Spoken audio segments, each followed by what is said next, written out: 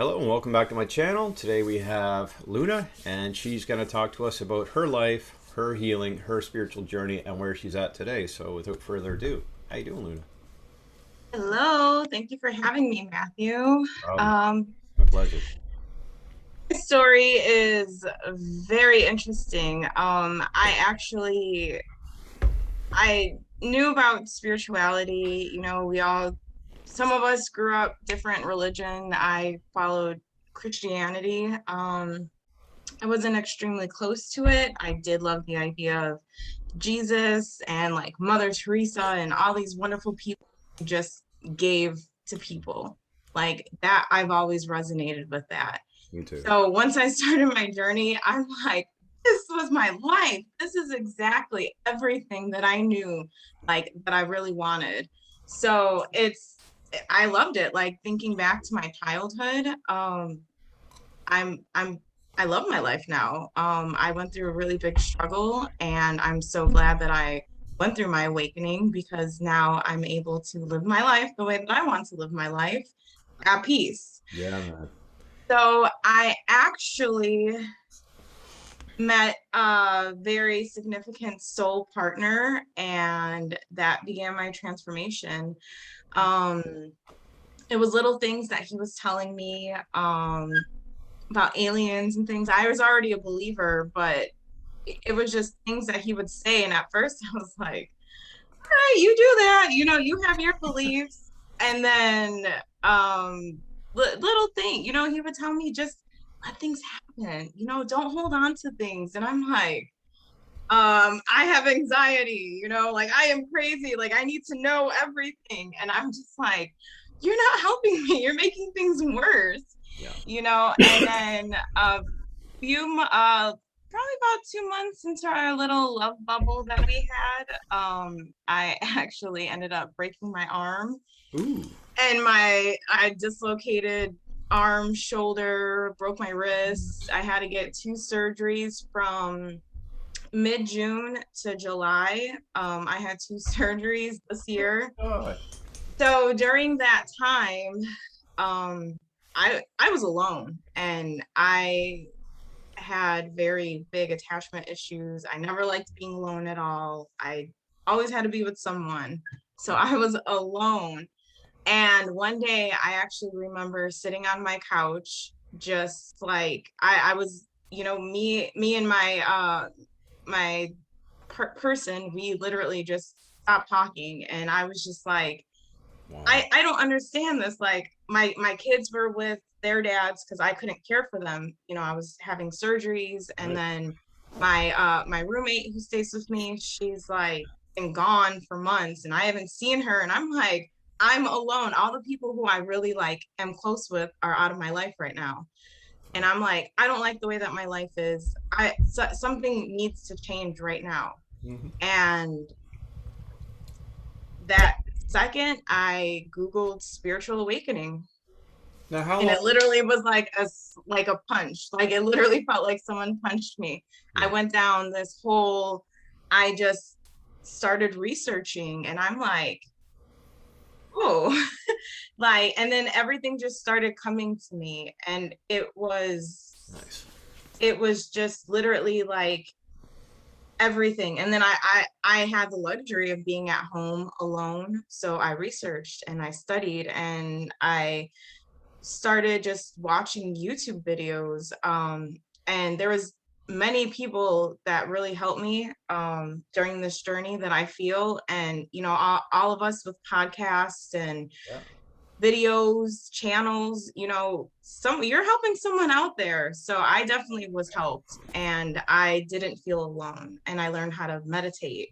I learned how to do journaling, and just everything started coming along, and Mhm. all of my fears and worries, anxieties started slowly going away. And I'm grateful to finally be in this 5D consciousness world where I don't have any fears and I don't have any worries. I mean, things do still come, it's still there here and there. I'm still working on everything because it's still fairly new. Yeah. But my mindset on what I used to think 6 months ago is definitely not, like, I don't even remember all of the things that I've went through. Like, I remember the stories, but it's like things just come up naturally to me, and it's just like the other day my sink was clogged, and I'm like, oh, I remember, I was able to clean my sink and I know what I'm doing myself. But then at that moment, a trauma, a trigger emerged from my childhood. And it was a story that one of those that kind of breaks you as a child. And I remember having to clean a sink with a mess that was from someone else because I was being forced to clean it. And I just remember crying, cleaning up, unclogging the sink because of someone else's doing, and being able to let that come up, release that, and then go on with my day, because that hidden feeling that I had inside of me was something that I was just carrying with me. And it's things that mold you into all the fears, all the anxieties, all the pains that you have, that just kind of shell you even more. So now that I'm able to, literally, things just come up, I feel it, I release it, I acknowledge that it's there, I let it go out of my mind. I say, okay, that happened, that's great, forgive everyone involved, forgive yourself, and move on with your life. Literally, move on with your life. That happened. Yeah, Okay. and it reminds me of a book, The Secret of Letting Go by Guy Finley. It's the best thing we could all do. Like, the more you harbor into these past traumas and latch onto those with your emotional attachments and your psyche being all, I'll say, fucked up from it naturally. You know what I mean? It's like these synapses that create these pathways to these conditioned roadmaps that you keep going down that same path time after time, hoping for a change, and it can't without some type of interruption or some type of practice that can remove that so that you can get back to navigating with a clean slate and starting all over in a sense, right? So I gotta Yes. ask you, Luna, when did this all occur? Was this during COVID when it first kicked off, or was it like just the last 6 months you had your spiritual awakening and it's just kind of like took off? Um, well, we all have different awakenings throughout our lives, of course. Anytime you have like a big ego death, you break up with a boyfriend and you're like, I'm gonna be this awesome person. And you create a whole new Mm-hmm. persona and you go through, your initial ego death. So for this major transformation to my consciousness, this one did begin this summer. Oh wow. But however, during COVID, I actually was with to be honest, I don't even think it was a karmic. I think it was just one of those blockage relationship Yeah, where perfect. it stopped me. Yeah, It really was that's about. preventing me. I went Yeah. through a terrible depression, and I had already met my person and we kind of ended things, and I ended up going back into this relationship, and it lasted for so long, and it was just the worst. And me and my person, we would actually like escape from our lives and just go and talk to each other. Nice. And that was all during COVID. So it was like, Mhm. yes, I was going through that, but the really big, huge did not happen until I let that one relationship that was blocking my spiritual journey. Because it was like, as soon as I had the courage to let go of that attachment, because like I said before, I did have really bad attachment issues. And once I had the courage to let that one go, it was like my life just blossomed. It Nice. it really did. Sounds like And a flower. Sweet. very much. And then I went through, gotta uncover all that Yeah. deep down inside wounds so that you can let everything go and be your person, be the person that you want to be. Yeah, and like saying to hell with society and tossing that at the wayside because it doesn't serve us to hold on to those character traits that we like. For myself, I'm sure you can agree with this, and a lot of us, those people pleasing traits. You're always putting those people before you, and you're like, what about my needs of wants and desires, and like, I'd like to make this happen and make this into fruition, and I can't because I've got too many obligations and priorities. And you're like, wow. So I found the same thing. Like I was homeless. I found myself homeless after a breakup probably about 4 years ago.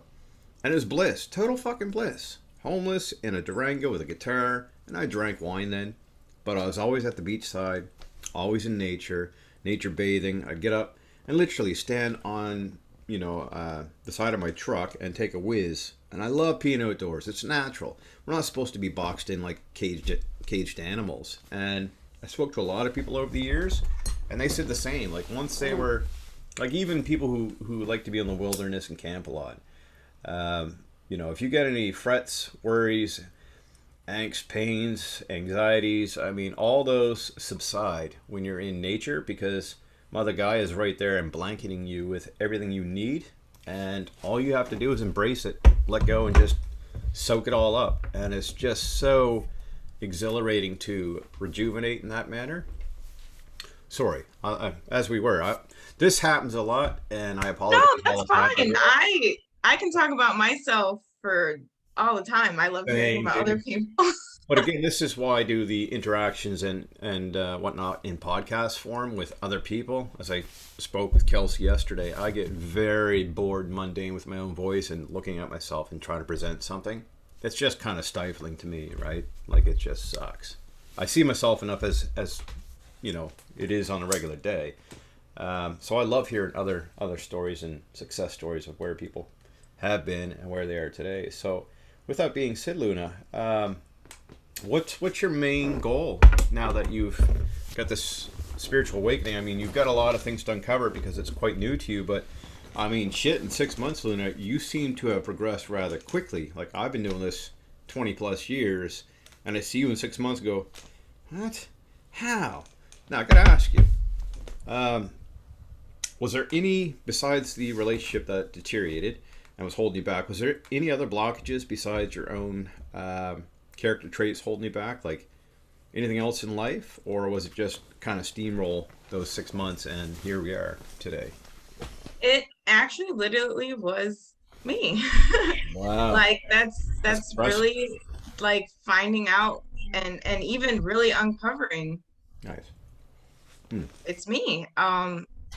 Everything that all my fears, anxieties, all my unsuccessful stories Yep. are because of me, or because, it seems like that just really wasn't my path. Yep. And that's fine. And, I may have been hurt by it in the past, but now to see where I am now, I mean, I'm not living luxury. I'm not, No. fancy and traveling the world and walking on the beaches, but I actually was able to start my own business. I had the ability, while actually with a broken arm still healing, Crazy. to start making intention candles, which are actually super powerful from the reviews that I've been getting from uh, my clients. Okay.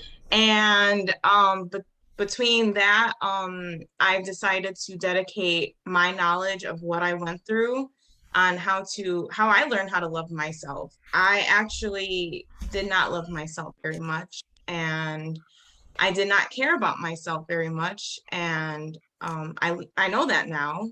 Okay. Luna, can I interrupt for a second? Are you Yeah. comfortable diving down that road, or is that kind of like still fresh and you would rather avoid? Oh no, actually, like I Sweet. I said, love it. I'm consciousness living in this 3D world, so nothing Nice. Because, like, nothing hurts me yeah, anymore. man, like these stories of tribulations and trials and errors that brought people to their sturdy foundation in life has made a drastic difference for other ones coming up. So it's kind of nice that people are open about that. And I respect people who aren't because sometimes they're not fully over that hump yet and they still have to do their dark night of the soul and shadow work and modalities to get that up to snuff. But yeah, if you're more than welcoming that idea, let's hit it off. Heck yes. So I actually remember I was a kid, and I don't remember exactly the whole incident, but during my on my shadow work that I was uncovering, a memory popped up when I remember I was just always a sweet kid. And one of my cousins like wanted me to make fun of another cousin or say something bad. And I'm like, no, like that's not that right there. wasn't me, Hmm. but I let him talk me into it. And I said There you something bad about my cousin. go. And right then and there, I felt that was when I started to allow influences in my life. So these influences are other friends, you try to be that silly person, so you may say things mean, you try to be, the cool person, so, you're mean to other people, or, you just start saying things, and then that all kind of builds and you start to lose that full love, that true unconditional love that you were born with, and that starts to chisel away because now it's like I am going to be mean and people like when you make bad jokes and you have people who are laughing. So I was always in between, kind of trying to figure out where I belonged. Like, oh, they like it when you're mean, but then it's like I was fighting myself because Hmm. I knew I'm not a mean person. I don't like to be mean. I don't like to do bad things. I don't I could tell like from the it. moment I spoke with you like that instantaneously. As soon as we popped on, I'm like, yeah, this is a good girl, man. She got a lot, good traits and characteristics and morals and values. I could see that. So I just want to interject with that quickly and ask you, like, so at what age do you think that was? Probably 8, 9 years of age, perhaps, give or take. No, Older? I want to say I was about Oh 6. wow. Okay. Yeah, Well, so that's I was still kind of young. And then we just I used to hang out with my cousins a lot. My family structure is kind of really wacky with my little life here. yeah. Um, I lived with I was under care with my mom, my birth mom, for up until about like 3.5. And then I was, with my dad and my stepmom and my sisters. So it was like, A lot of and then dynamic. I was always going back and forth with a lot of people. So I just never felt like I had my own place, my own people. I had my sisters, but then I always felt like the outcast. And then I had sisters from my mom. I felt like the outcast. And then I had my brother, who I really don't know him even now as an adult, but we Wow. communicate, and that's great. But Yep. we didn't grow up like, oh, this is my brother. It's like, hey, Cynical, man. brother, what's up? So Like, you didn't really have a grounding formation in the essence of like a human being, like a family tie. Like you literally were just floating around trying to figure out where you belonged and where your placement was. So that whole yeah, dynamic was kind of up in the air. So you're looking for really validation, confirmation at that young age. Wow, that fucking hurts, man. Because that was me growing up, dude. Um, I'm the middle yeah, child. I didn't know how to respond and react. And the weirdest thing is, it's proven facts right now that even though you can have, like, say, 10 kids, and my God, we could have quadruplets. It doesn't matter, like twins and so forth. But they all have different experiences within the home and environment that they're brought up in.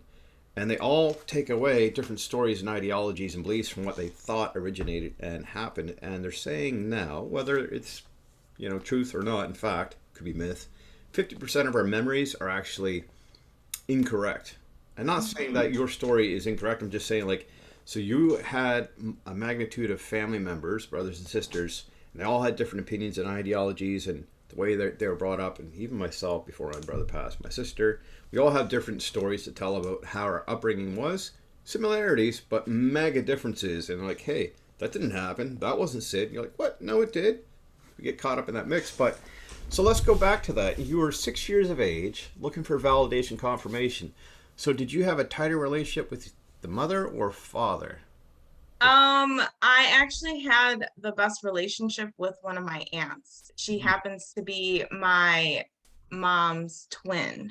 Oh wow. And her children, she has 3 children, my cousins. I actually formed a great bond. And her youngest, the middle cousin, that was the one who wanted me to be mean.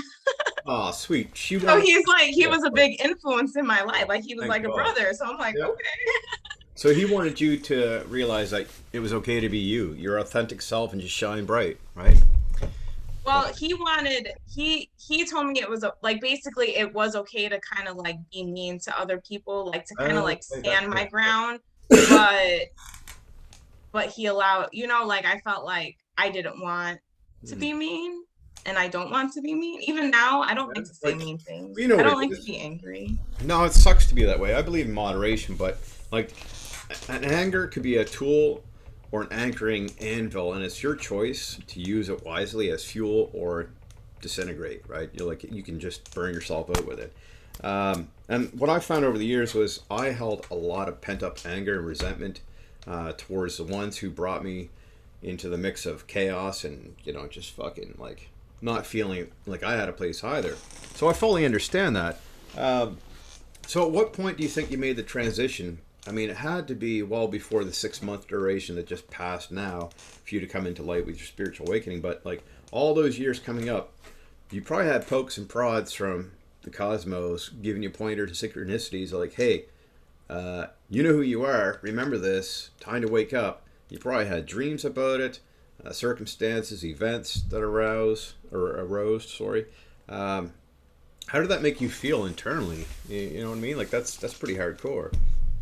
Yeah, well, like you said, I was always looking for validation and things like that. I felt very lonely growing up because I didn't have like a sense of stable, like stability, like I really didn't feel that I had that. And, I was always with this aunt and these cousins, and then I would go with this people and then these people. So I was always around, and I always noticed I had to kind of conform and act like their children, otherwise I would get in trouble. I had to follow the line for everyone. A lot of people watched me when I was growing up, so it was like I always had to, like you said, people Example? please and all of this. And then probably once I got into high school, I actually just couldn't take it anymore, trying to people please. And Oh, I yeah. actually did um start having self-harm That up sucks. until probably about my early 20s. So it lasted about maybe 8 years. Self harm, you mean, eh? Yeah, I Okay. really didn't like who I was. I didn't like What a sin. my body. I just didn't like who I was. I was confused. I thought that, if I wasn't here anymore, like there was just no purpose for me. Like, why am I here? I struggled a lot with my identity. Mm-hmm. I guess it is kind of coming to me. I never really spoke upon that deep secret that I had. I have the scars on my body to show it, but I never really said it out loud to people, especially, just like therapists, Yeah. which was another reason. I'm all for therapy. I study psychology, actually. I study human behavior and personality. So I am all for the therapy and everything. However, it did not work for me. Years of Yeah. therapy. The reason why was that is the 3D consciousness, the 3D level I'm in. of Yeah. getting you to go to your day-to-day life. Yeah. I'm not a day-to-day person, and I No, didn't know well, that. I'm a 5D person helping people, light worker. I make my yeah. candles that are like, you can tell me your story, or you can tell me a bits and pieces that you're struggling, and I can create magic for you. Hey, Like, so here's a candle, this is gonna help you. that's fuck. So I just struggled so much with an identity that you don't even need your identity. All you need to do is be your real self. So like I said, everything that I've been going through to now realize and come over, like I never knew that. I thought I would have anxiety and depression my whole life. I thought that I would be able to manage it. I don't associate myself as a person who has any mental health We, disorders anymore. me either, man. Because what that does is like you can see in front of you 10 open doors, or sorry, 10 potential doors that you could open, and you're like, well, wait a minute, man. Oh, right, I'm not good enough. And you start beating on yourself, and that negative Nelly, I call it negative trait in the back of your fucking mind, just chattering all day. You can't do this. Remember, you've been told. You've got a disease. You've got a disorder. You don't fit in. You don't belong here. It's like, oh. So it takes all the potential that you could have and all that optimal fuel and just drains you flat. And then you just become useless in your own mind. and you prevent and yourself from and doing you what you need to do, right? you let that title hold you back. Yeah, man. I have anxiety. I can't go out. I have anxiety. Oh, I'm having a panic. Like I get it. That's you have to Oh God. control and you have to learn how to ground yourself. Hmm. But if you're someone who is a 5D soul, then all of this stuff that you're going through, you can get out of it. You really can. Yeah. Just There's associate many people that a out little here to bit, help yeah. Right? too. And that's what I'm doing with this podcast. It's not only, as I said yesterday with Kelsey, I always bring back the past to help forward things in the present and future. Um, without me doing this, I don't think I'd be where I am today in the terms of the dynamics that I've created for myself, the healing journey, the modalities that I use and intertwine on the daily, the practices that I push out in content, in Zoom Hmm. meetings and classes for people. It's also we can benefit and get the fuck out of this, mindset, this mentality of woe is me and victimization. I mean, that doesn't serve us any bit of good. It just suppresses you further, keeps you locked down, submitted, divide and conquered, and that's what this 3D world is all about, man. Keeping you like, you ever hear that title? Not the title, sorry. The analogy of the crabs in a bucket. No. Okay, they even got a song by, I think it's by Chaos, Crabs in a Bucket. And if you can envision a bucket full of crabs and they're all scurrying over each other trying to get ahead of it, and on top of one, Hmm. this one fucker's like, you know what, you guys can just mingle amongst yourselves. We're not getting any headway with this. We're just going around in circles, bumping into each other like the blind leading the blind, dumb leading them, well, whatever, right? So I want to be the crab climbing the fuck out and going, well, hey, I'll create a monkey chain for you guys. Here's my arm and my legs. Dangle with me, and we'll climb out of this bitch together. And that's what I see with this group. Whereas before it's just me. I'm like, yo, you coming? And everyone's like, fuck you. We're down here and we're content. And now I have a tribe of people doing the same. So the whole dynamics just blows everything away, and it's just like, Now, ooh, shit. I Right? I picture that analogy because you have your base and someone may resonate with me, someone may resonate with Yeah, someone else, and it's a chain. I exactly. get it. I see it Right? because you're all helping each Yep. other. And what I do is I add some complete strangers on the groups, because what I see is, okay, well, if I've got 5 people that person knows, and they know that 5 people, and blah blah blah, it's just a massive network for us all to channel our light work and abilities and capabilities, our skill sets, come together, man, so we can shine bright. And it's like your intention candles. You could have one, that's magnificent, lights a room. But if you have 1,000 of those, it lights up any darkened area in the globe, and you're like, holy shit, are we all on board with this, man? Like, it's just amazing. And it gives me a purpose and reason to get up every morning. Like, I do work, I landscape and renovate, but that's not where it's at, Luna. Like, my favorite time is sitting with people like you, discussing these rational conversations that I feel should be in everyday conversations with people who are awake, and not feel like you have to be ridiculed, criticized, and belittled to say, oh, you're fucking whack. Take your pills and shut up, man. That's insane. Right? No, no, I'm sorry. We're living in an insane asylum. Lenin had it right. All the ascended masters had it right. And they keep getting scrutinized. So, you just gotta protect yourself, put on that daily armor, man. Put your fucking white light on around your bubble. Surround yourself with that white light and push out the ripple effect of good vibrations and frequencies all day long. And what you put out, Cosmos sees that and reflects back to you. And I've seen a meme today, which is kind of weird. It said about, and I can see the point, but I want to like touch base on both sides of the coin here. The meme was something along the lines that uh, all abundance and positivity and pushing that out onto other people can be toxic. I'm like, whoa, wait a minute. Look at the world around us, people. It is toxic already. So how can you send out positive vibes all day and claim that to be toxic? Actually, it is toxic in a good way, right? Because we're drilled all day with negative information from society, from social media, the news. My God, they're just broadcasting negative shit to keep us fear-based all day long. How's it working out for us? You know, it's interesting you say that. I have like I guess like one of those sponsored post or something that keeps coming up, and it's like a gentleman's page, and it's like Yeah. crystals are bad and this is bad, and I'm Oh, like, censoring. oh wow, look at what they're trying to do because Oh of me God, yeah. tagging when I am putting my content up. Now I'm seeing, there's these where it's like basically anti whatever you are. And I'm like, I have no Very much.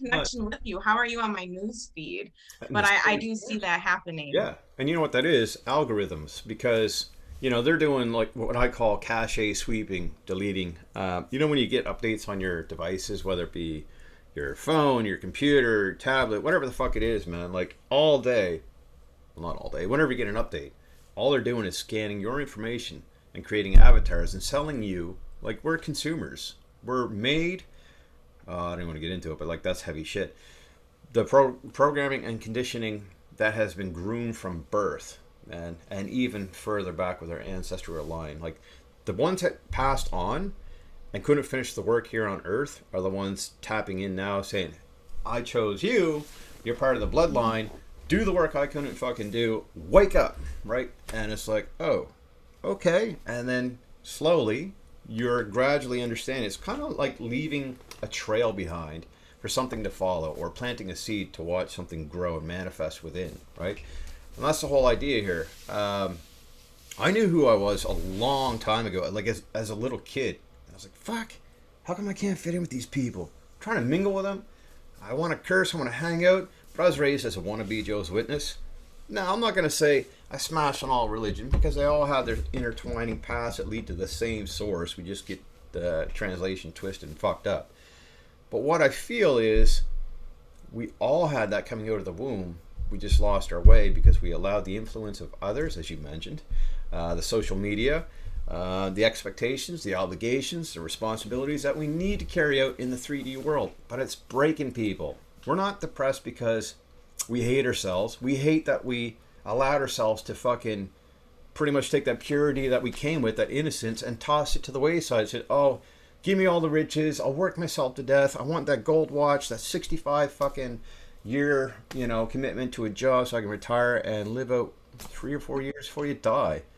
Who the fuck wants that Exactly. anymore, man? And people are saying kids today are lazy. They're not lazy people, man. They realize that what we were doing the whole time is fucking backwards and bullshit. Brainwash, man. It really is. Like when I was sitting on my couch just contemplating my whole life, and I'm like, Yeah. like, why do I have to work so hard? Like I work so hard, and I try to just always be a person and stay in my lane. And I realized that's what my fault was. Yep. Staying in my lane. No, get out of your lane. Yeah. Why do you have to stay on Be this the path where dynamo. it's only going to give you what, 20, $30 an hour, and you have a Ah, house fuck. and you wake up, take your kids to school, go to work, come home, cook, clean, go to bed, and do it all the time?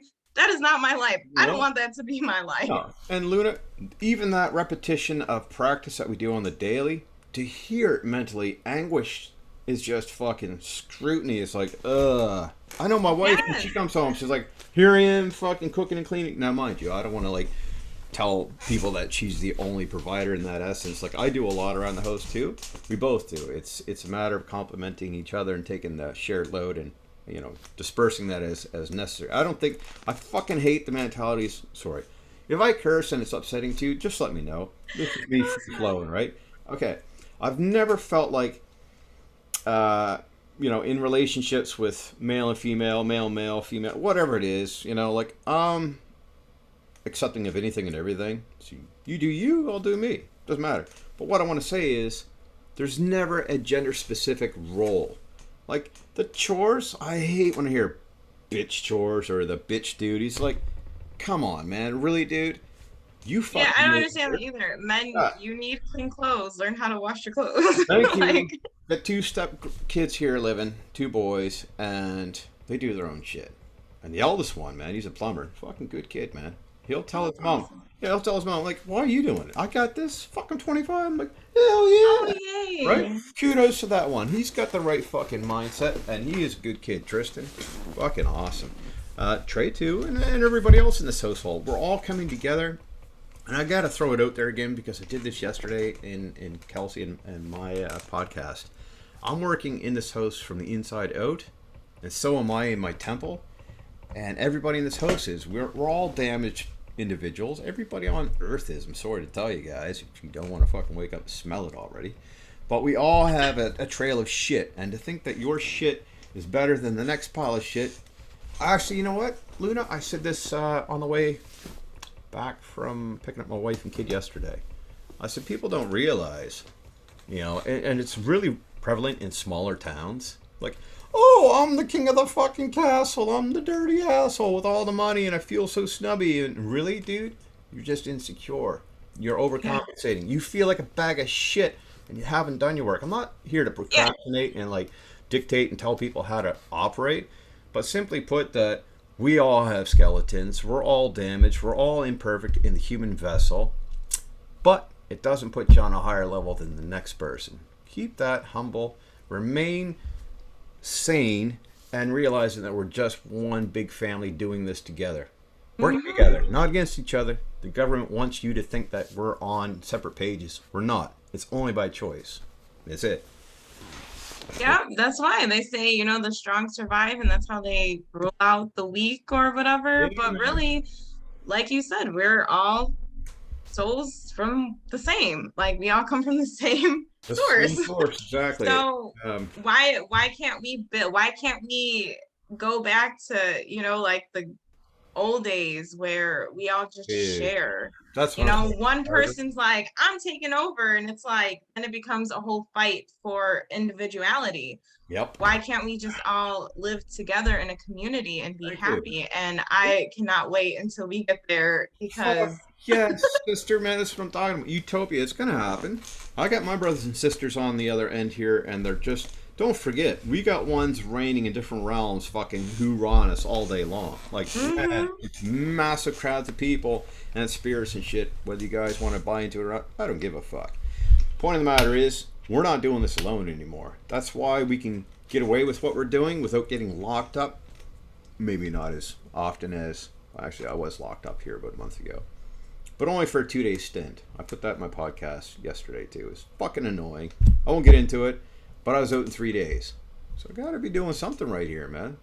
I wasn't meant to be shut down and shut up and suppressed and stuffed in the corner and bag fed fucking meds all day like some sick invalid, crippled, old senior citizen. Like, no, I'm 40 fucking 1 years young, motherfucker.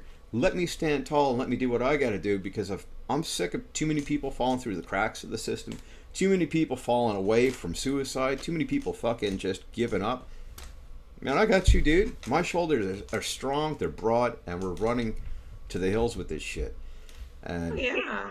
I got, what was I going to say? Fuck. Okay, it's irrelevant. It'll come back.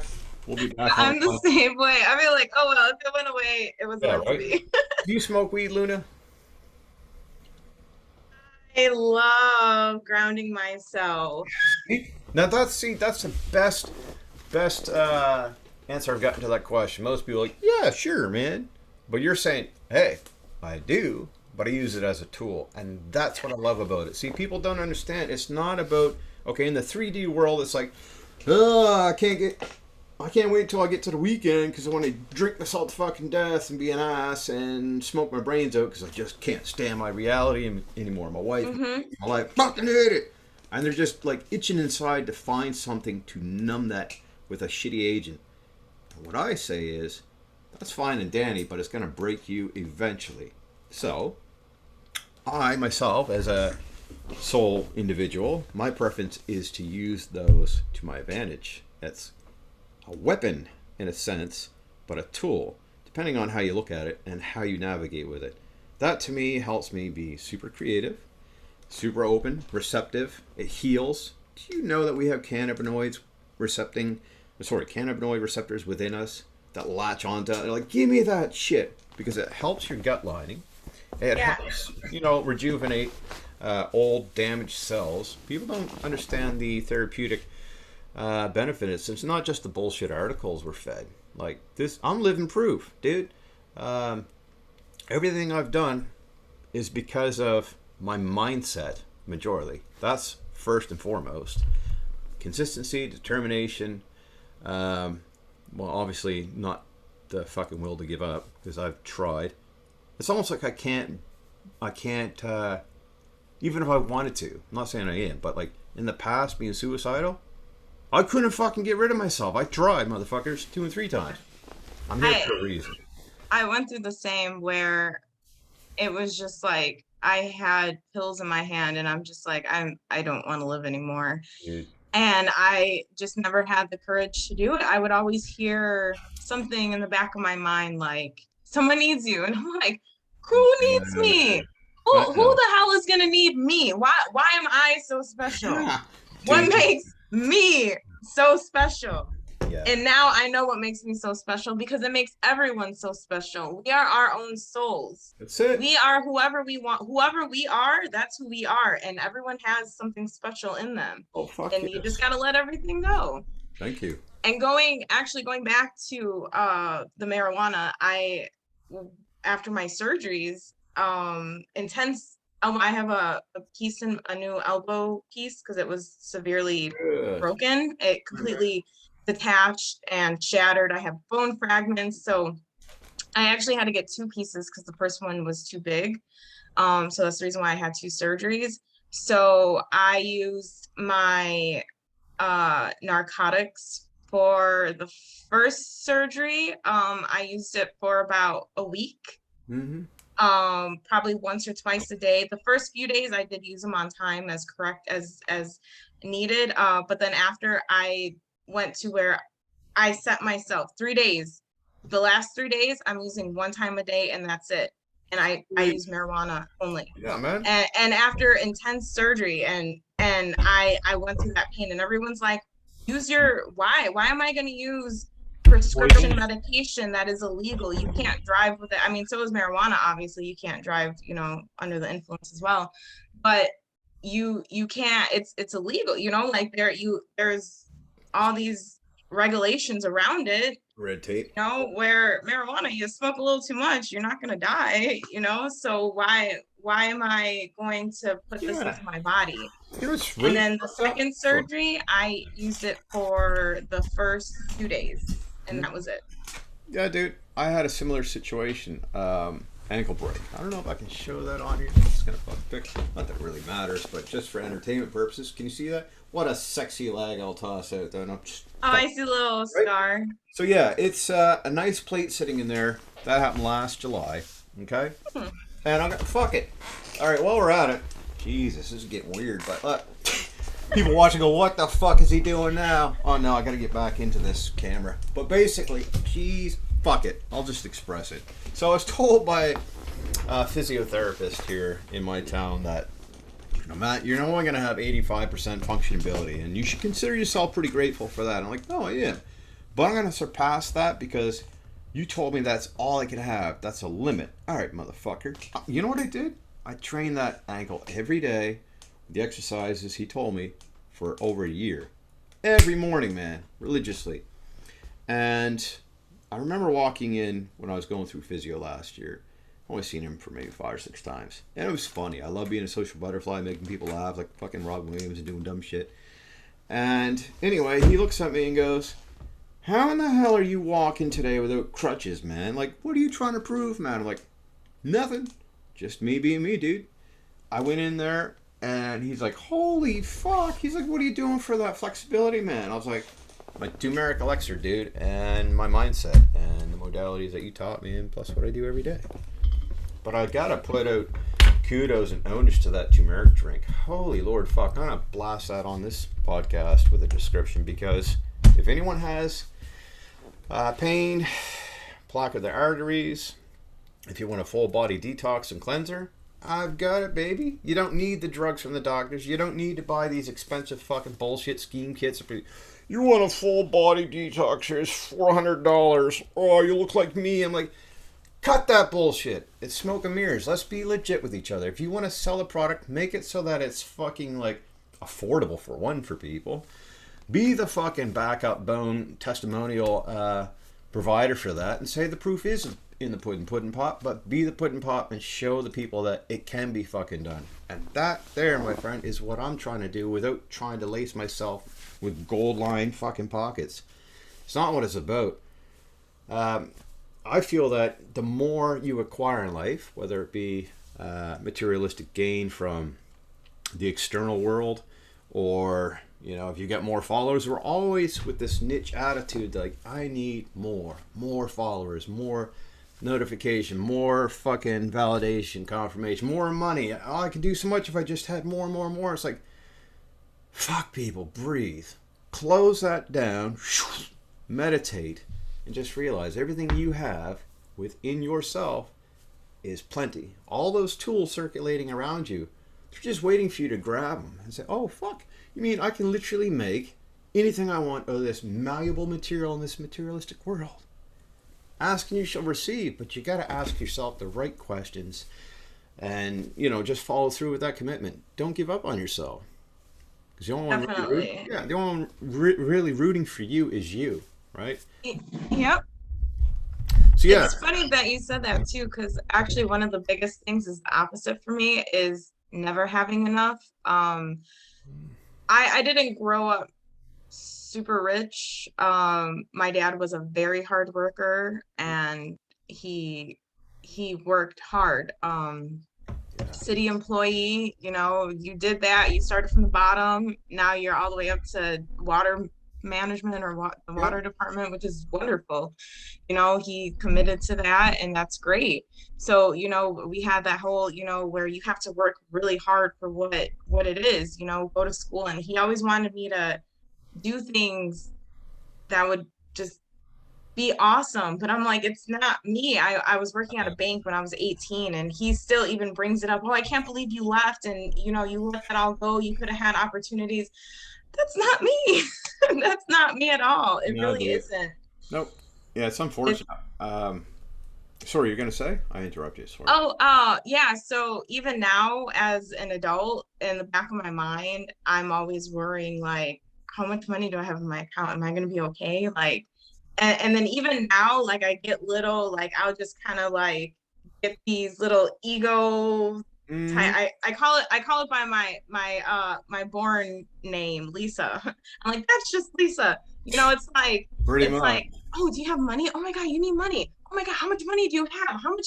And I'm just Yeah. like, what I've learned to do, because, and this is what I'm going to be creating a program on actually. So it's like, you're always being brought back to your inner child. It's like now going through this, Oh, all thank these you. people that I'm watching, all the things that I'm seeing and resonating with me. It's like, go back to your inner child. And I'm like, yeah, that's Yeah. perfect. I used to work in childcare.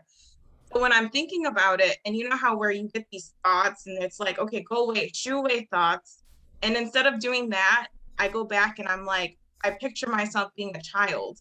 Mm. When you get shooed away for speaking your thoughts, you're just putting it even more deep down in. Stuffing So it instead of with. doing that, I've learned to ease, Lisa. I'm gonna ease you. I'm not gonna cave in. I'm not gonna go and look into Gentle. anything to please you, but I'm gonna ease you. You don't need to worry about that right now. Why do we need to Sweet. we don't need to worry about that. It's okay. It's only your It's avatar, man, in the meat suit. It's like a fucking video game. Disclaimer yeah. to people. I'm sorry to say, but I got to interject with that thought there. That simply put, you saying, well, Lisa needs money. I need this. I need validation. I never had it as a child, but this is only temporary, people. I Mhm. actually laugh, like, because I landscape for, like, some big people and shit. They got all kinds of this, okay? But I look at them and go, right, there you are in your fucking glory, your big home, your big property. You got all the money in the bank. But how happy are you truly with that avatar? You Yes. realize that in a moment that could all be gone through death, through fuck, I don't know, the bank taking it for whatever reason. Market crash. Yeah, like basically, this is nothing but an illusion. Our matrix, the way we perceive things, like it's all smoke and mirrors and bullshit. Like it's not gonna last. So why are we fretting about it? And Alan Watts said it best. I love that. Love that, dude. One of his, even though he's a drunk, you know what I mean? Like, here's my point. People are like, oh, he's a hammered drunk, he's depressed. Well, he's depressed, but probably like every other fucking dude. Couldn't wake up enough people. Sad Guru said he wanted to reach, oh, fuck, I don't know. It was like that point 20 some, 30 some years ago, 4 billion people, and he only hit a couple million. He's aggravated that he couldn't. Well, it's not your job, motherfucker, man, to wake everyone up. It's called a collective whole. And I got that shit wrong too in the very beginning when I was diagnosed with bipolar 1. What a fucking nightmare. But the best teacher kicked the shit out of me, man, and my ego. And it brought me to the understanding that it's not your light, dude, to shine. It's everybody's. That, you know, the whole idea of Jesus consciousness, that's not solely for one person to take that on. And dude, I'm thinking about that now, Luna. Jesus. We all want to look at Jesus as the big representation of the man carrying the fucking bearing cross. But you know what it really is? That's the fucking globe. That is states of consciousness. That is not really an individual. We got that fucked up and backwards, I think. Could be wrong, and I'm open for discussion on this, on a debate. I'll give you Yeah. my input on that. Okay. So I really feel that Jesus, Buddha, and all these people that we were told about, we never really witnessed, but maybe through formation of memory, because cells contain memory, which is water, right? And we are what? 65, 70% water, much like our land. You see the representation I'm making and making the clicking fucking gridlock pieces? Okay, so with that being said, I don't believe there's a heaven or hell. Again, states of consciousness. We are co-creators. It sounds wonky as fuck to say, I am God. But be like, what does he mean by that? I'm not saying I am God, myself. Everything around me is God. In me, outside of me. Everything that we see and feel and touch and, you know, these frequencies and vibrations, it's all God. It's called Taoism, man. Like, if you want to get on a simple principle of religion-based concepts and understandings, that's what this is. And it's all about allowing everything to be just as it is in the state that it wants to be, because it's not for you to control. You're in control of yourself and nothing else. Just your perception of your reality. That's all you get, because you're the observer of a movie. You ever sit in a movie theater and go, why did that fucking person do that? They should have done this. But Yeah. your thought doesn't change anything, right? And you notice with the movie how, say you go to the movie with a friend Mm. or whoever, and you watch the same movie, but there's different perspectives of the Yes. characters. You Love it. get the what you get out of the movie is different for both people.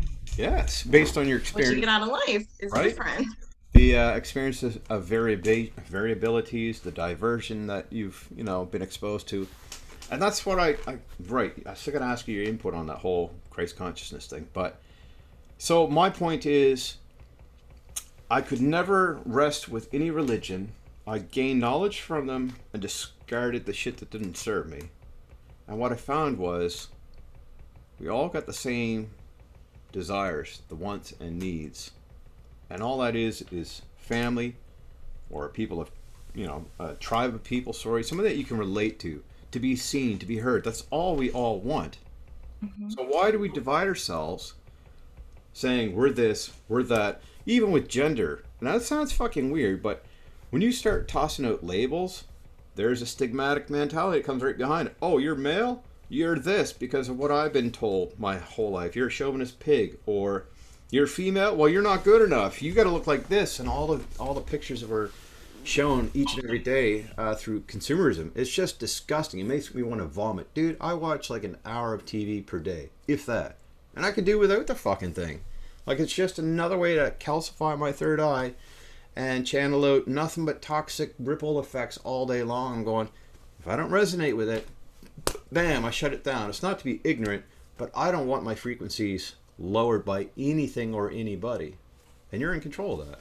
And also too, you know, I had the thing, and I think this is a lot with a lot of empaths and light workers too, especially if you're unaware, where you watch these series, you know, like one of them was like Grey's Anatomy or like Criminal Minds, things like that. So, And yeah. you binge watch these and you get into this character Mm. kind of, and you like kind of really resonate with these characters, Oh, it's and then it weird, isn't kind it? of their story kind of intertwine. You know, you want that love that they had, and you Yeah. want to be this and you want to be that, and you're connecting with that and you're building off of this, which is great, but that's not you. You can get your ideas, but that's not you. You want to be a whole nother person and you're trying to mold and Oh, dude. conform again So, instead of just being whoever you want to be. prime example of it, Jim Carrey's movie, Cable Guy. Fuck, that was painful to watch. That Oh yeah. aggravating character trait of a dude that just. Oh, you ever see Pineapple Express? I'm doing that because I'm getting knots in my fucking neck just thinking about it. But that linger, the guy that can't, or a female who can't find who the fuck they need to be, so they latch on to all these other characteristics and traits. And they're like, I gotta be like this one and that one to be liked and accepted. And it's like, ugh, fuck, it's draining. I call those vampire leeches, right? Yes, vampire. Right. It's pitiful, but at the same time, you have to show those people compassion, give them space, respect. I get the ugly looks and like kinks in my neck because just the thought of it alone, that's what I was brought up in, raised in that toxic environment. It's like, is there any time for me now? Right? So, yeah. Did you know that movies were actually invented for that sole purpose so that you could connect to a character displayed on a show and they could do whatever they want, man, like the most gruesome shit, and you become desensitized, but also it gives you the ability, which is really fucked up, and that's how twisted the dark entities in the world is, gives you permission to accept it for what it is and say, well, I can live out my character and everything that he does, and it doesn't tie to me, so I'm not guilty. I don't have to have a guilty conscience of this. I love what I view. Because deep down inside, those are the states of consciousness, and it's the walls, I call them, like Matt McConaughey said, you got two walls, good and bad, God and Satan, or good and evil, or however the fuck you want to word it. I don't care about terminology. But you got to be precise on feeding them equally, because it's going to create an imbalance. And when you have an imbalance, yeah, so I guess back to my original discussion about toxicity. It can be toxic and overbearing because you got to bring that shit back up and create balance. Well, we have that inside of us. We have our polarity inside. You have the masculine and feminine inside of you. You know, everyone has that. Everyone has that in you. So you want to balance that out, you know, because the male is more like logical thinking only, like this is how Yeah. it is. And the women, the feminine more is your emotions. Now, see, this could be upsetting to people, but I'm going to toss it out, and this is just me, not even assuming, kind of just intriguing, a non-question. I want an answer to this, and maybe we can resolve it myself. But do you feel that that may be the actual link for people who might be considered gay, bisexual? Now, this isn't to anger anybody by any means. I'm accepting of all. Just remember that. But I'm just asking, because this is my own ignorance of not knowing. I've got to put it out. Are they mainly attracted to the mindset of that character, regardless of their junk pile down here? Like, do they want the intelligence of that psyche that rests there, that state of consciousness? And some people say, oh, that's the whole package deal. But I feel like we're really intrigued, not by the external of that person, but it's up here. You fall in love with that first. And I know for a fact, women actually have orgasms up here first before it's a physical. It's almost like a connection, if you will, a transit line to the genitals and the brain. And they think about things during intercourse or before, and that's how they initiate, you know, the pumps to get moving. I guess males too, but women are more up here than we are. And I feel that you need that in order to create balance.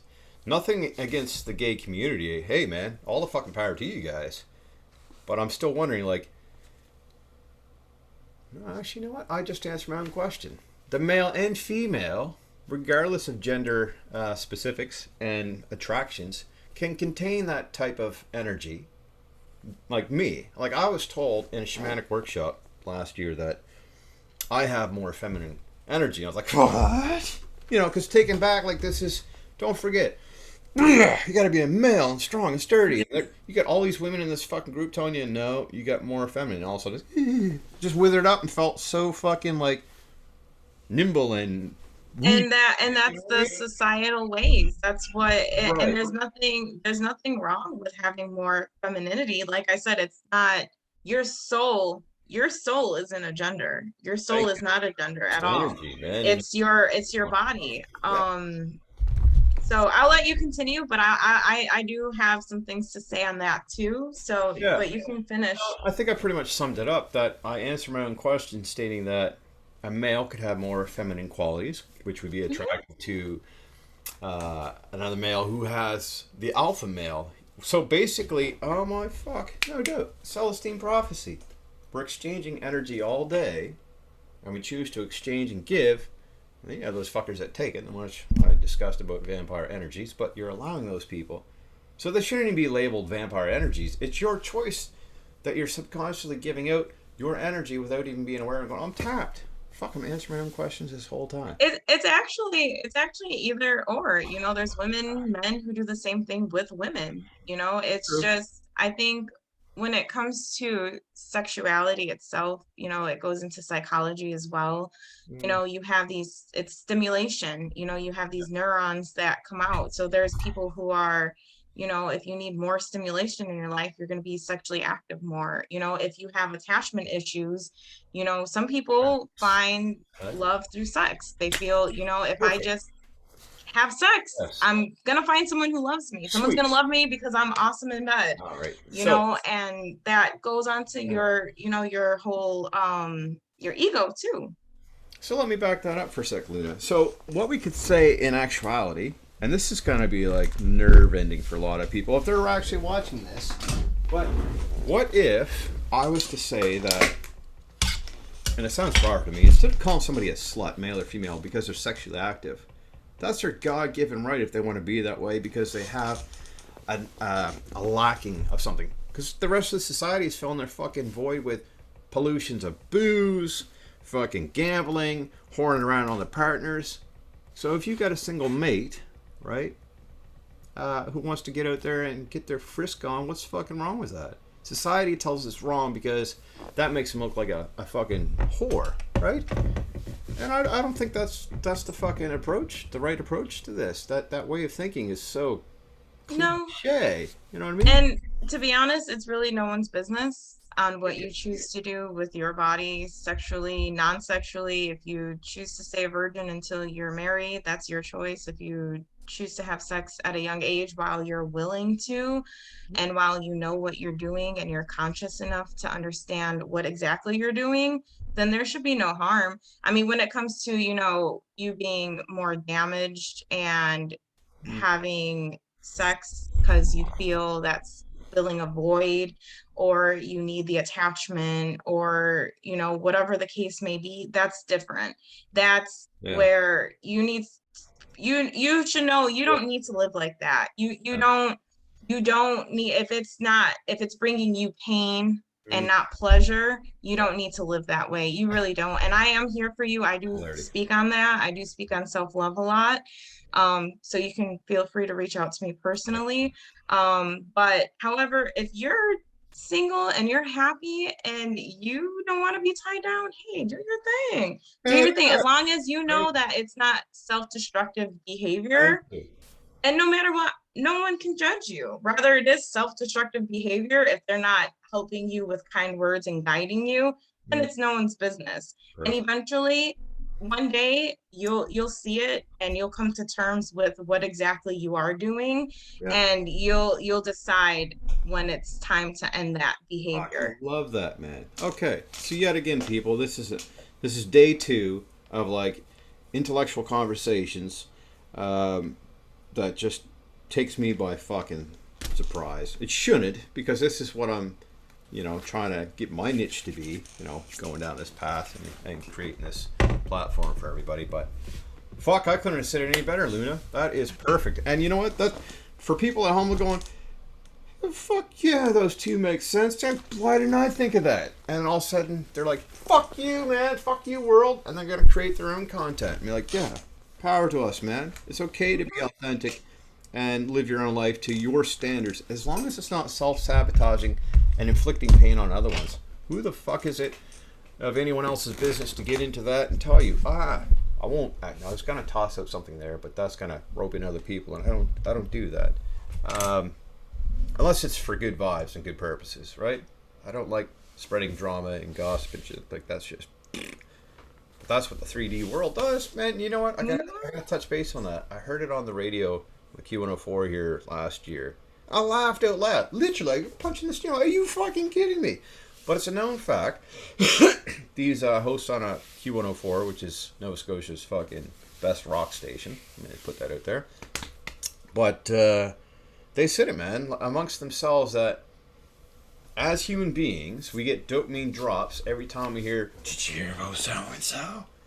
Like to me, my ear just like closes up, and I'm like, "Fuck! I got cauliflower ear. Punch me again, please, so I can fucking endure that agony." Shut up. I don't want that, is what I'm saying. Like, that way of operating takes that nice, steady flow of that river and just freezes it, or there's a dam put up there, and then you just get a receding fucking overflow eventually. It's like, no, man, that's just gonna create too much damage. Dude, that's exact. Oh, I love analogies and metaphors. So you want to be that free-flowing, cascading amount of limitless abundance of water just flowing through anything and everything, and shape-shifting and taking over in the sense that you're doing good, you're giving nourishment. But when that becomes too flooding, oh fuck yes, a nice slow steady instead of a gushing amount, because you're like, oh my god, much like my channel. If I puked on people all day long who were just waking up or had no idea what the fuck that was, be like, oh, turn them off, it's too much. I gotta get some ecstatic noise happening. I can't handle that truth bombs all. That's so funny. Day. I Right? remember sitting on my couch watching these videos, and I literally would get up and I would feel like I was drunk, and I would be like, Oh hell yeah! and then I'd be like, okay, I can do it. One more. Let's do it. Right? We got this. And Fuck, like, I went through that. I wanted to. I wanted, for some reason, I had to get that punch, but I had the availability to do so. I was home recovering, no one else. I had the opportunity, but it probably isn't very safe unless you're able to do it. So yeah, definitely take your time with this journey, because your whole life changes. And if you're not ready for it, I mean, obviously you're ready for the journey if it's coming to you, but don't take on too much that you can't handle, because it does overcome you, and you don't want your dark night of the soul to literally be dark and cloudy. Yeah, and obliterate your ass. That reminds me of like anything. Like chess is a prime example that I can use. When you first learn chess, like a good chess teacher or life teacher or coach or mentor is always going to give you the baby steps. Like me, I don't know, it's my mentality. I'm just like, give it to me all now, motherfuckers, I can handle it. But I'm like, okay, wait, I'll push that back. Okay, give me it in segments, quarters and whatnot. I'm good with that. But like boxing, okay? I trained in it for a minute. I say a minute, a couple of years, but to me it's a minute. Like that's not long enough to say I'm a fucking boxer. But you start out slow. You don't throw out all these crazy combos and shit in the very beginning. You don't have that ridiculous speed. People are just like, ooh, right? Unless it's a natural born talent, maybe. But you've got to work on that. Little gradual steps to have that big victory. And that's like this. And anything in life. Start out slow, man. Pace yourself, man. Definitely. What happened, dude? What happened to me? 19 locked up. I had all that, well, we call it downloads, if you will, just hit my brain, man, at 19 years of age. And I thought, okay, Christ consciousness. Oh, motherfucker, man, I'm on fire. All these people I thought, you know, like, dude, I thought that all the actors, all actors, actresses, musicians, they had to walk this line to get to where they were. So I felt like I was with them, right? That was my reality when I went through my psychosis, which was drug-induced, through Special K, crack, coke, mushrooms, and loads of mushrooms, man, right? That expands your consciousness. That expands the barricading limitations we place on ourselves. I'm not saying for anyone to go do fucking mushrooms. I'm just saying that you can have all that without the intrusive psychoactive ingredients. But if you want to warp speed, Mach fucking 20 or whatever, there's your answer. If But then also too, when you do choose the psychedelic way, it it's not where you do it once and you live yeah, in a conscious 3D world. You have to continue to take it. yeah, I do. I actually had LSD twice, and I was so confused because I'm like, is this what happened? It Yeah. did it How release old were you though, something? Luna? Like, But well, thinking into it, it was kind of close. The second time was definitely near when I started my awakening, okay. but it wasn't. It was my timing. Two, it definitely had to do with my soul counterpart. That was it. And then I ended up actually realizing that I went through a whole Kundalini awakening. So Thank I you. incorporate yoga, Yeah. lots of meditation, lots of grounding. I'm more powerful than what I realize, and so is Oh, everyone. So, but I'm very fortunate to have gone through this experience. yeah, man. And that's the beauty of it. Like, you can use it as a tool or let it sink the ship. And I'm not about that. Now I'm 41. That's right, I tossed right there. Fucking 41. 41 years young. I think I've already done it anyway in the beginning of the podcast. But now I have the skill set and tools readily available to tackle anything and everything. Whereas, being 19, yeah, let's just face it, you're full of piss and vinegar, young, dumb, full of cum, just wanting to express yourself in multi variations because you didn't know who the fuck you were growing up. And you're trying everything, and all of a sudden you're like, oh, and you're like, fuck me, right? Oh shit, now I'm locked up in a fucking institution for 4.5 months. Twisted it in my head. The great thing was, though, that entire time was bliss until I started seeing the light of the reality that was actually present. And I was depressed, man. Luna was like, oh, you let me out? Yeah, let me the fuck out of here. Who are these weird fucks, man? Because they all felt like brothers and sisters prior to that. You're running around entertaining people and having a good fucking time, and they're laughing with you and shit. You don't realize they're laughing at you at the time because your perception and their perception, it's like being on a fucking drug or in a dream state. But that can be your reality if everyone gets on board with you. It's like taking on a fucking. I did this yesterday too. I gotta fucking do it, man. It's kind of cool. But putting on shades, all of a sudden it's like, oh, I see life through a different lens now. But I like to have those off so I can actually be clear, right? Clear with my intentions, clear with my perception, and what I'm actually trying to do and how I show up in the world. So yes, drugs can be tools. I don't even like the fucking word drugs. All natural, non-synthetic, mind-altering agents, modalities. There we go. Right? Can be used to thrive, to grow, to expand, or to do the other, man, and just sink you. Choice is yours, but you have to be ready for that. Like, my best recommendation, Luna, is to tell people if you want to try this method, these retreats, ayahuasca things, and like fucking doing LSD and shrooms. If you're not ready for it and you feel like, if you're sitting on the fence, you have been for a long time, that's a good internal guide to tell you with your intuition that you're not ready, or you need somebody who's experienced to walk you and navigate you through that. Because you imagine, I don't even know if I could do an ayahuasca ceremony on my own, like, and just endure that. Like, I actually want to try that. I do too, but I don't feel I need to because I've walked that path You when I was know, 19.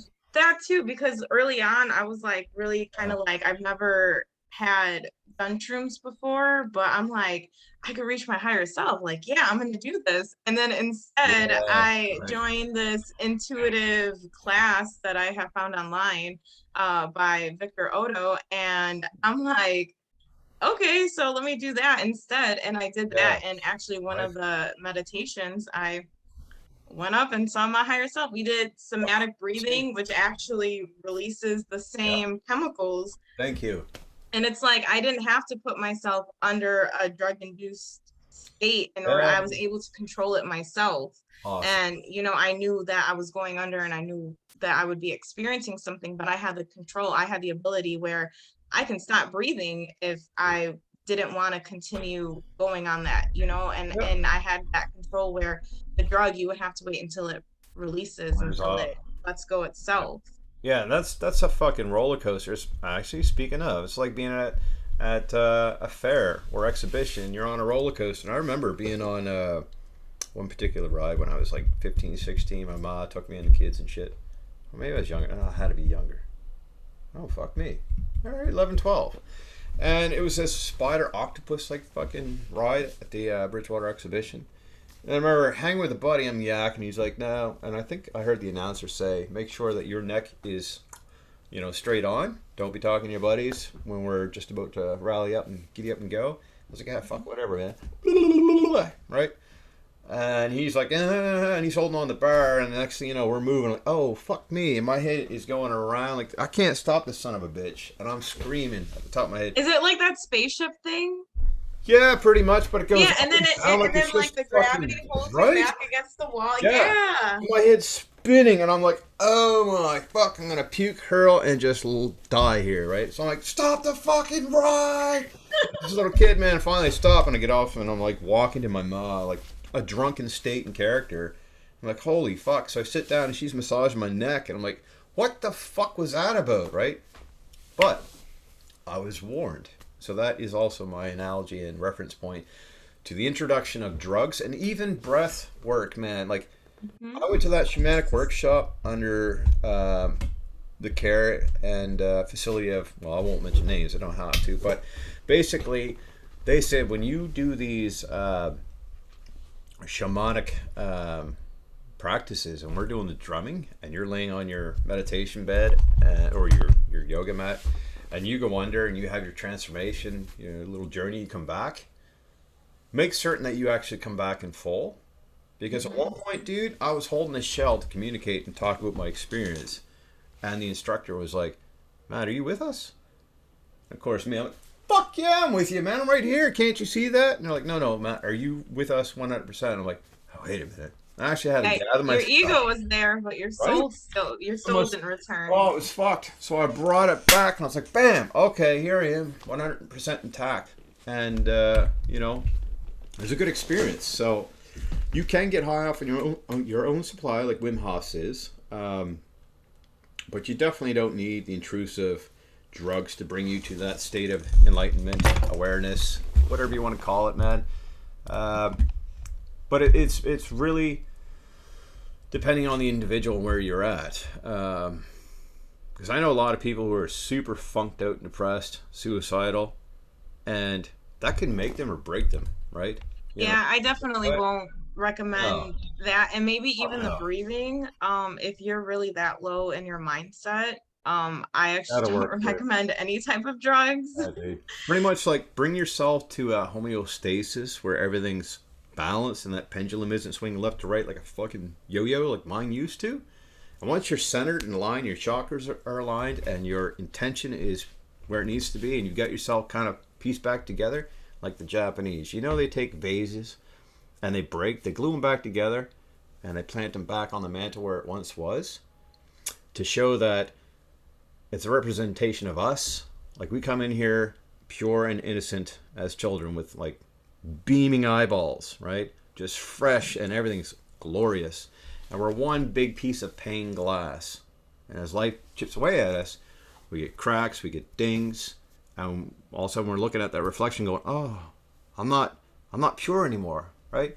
I'm not this, I'm not, it's like, ooh, you motherfuckers. The world is eating at us. But my point to you is, the takeaway is, it's okay to be broken. That's the whole idea.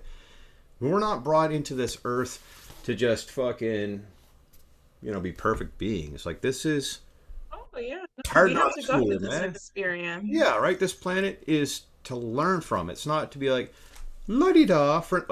Right now, we're going to have that utopia. But you got to go through the bullshit first. That old saying, oh, it gets rough, man, before it gets better. Or, fucking storms come before Yeah. the calm, or the calm before the storm. I derailed. Well, you figure we're set up with these bodies. So, we're our souls and then we have our bodies. So we have to live through societal ways. But what we're doing is our us nowadays, we're breaking free from that because we don't want to be ruled anymore. We don't want anyone to tell us what to do. But our family generation and our past lives that we've lived, we Yeah. went through all of this. We had to go through all of this to go through that because we have our brain and we have our soul, which is two different things. So we have to experience things with our brain.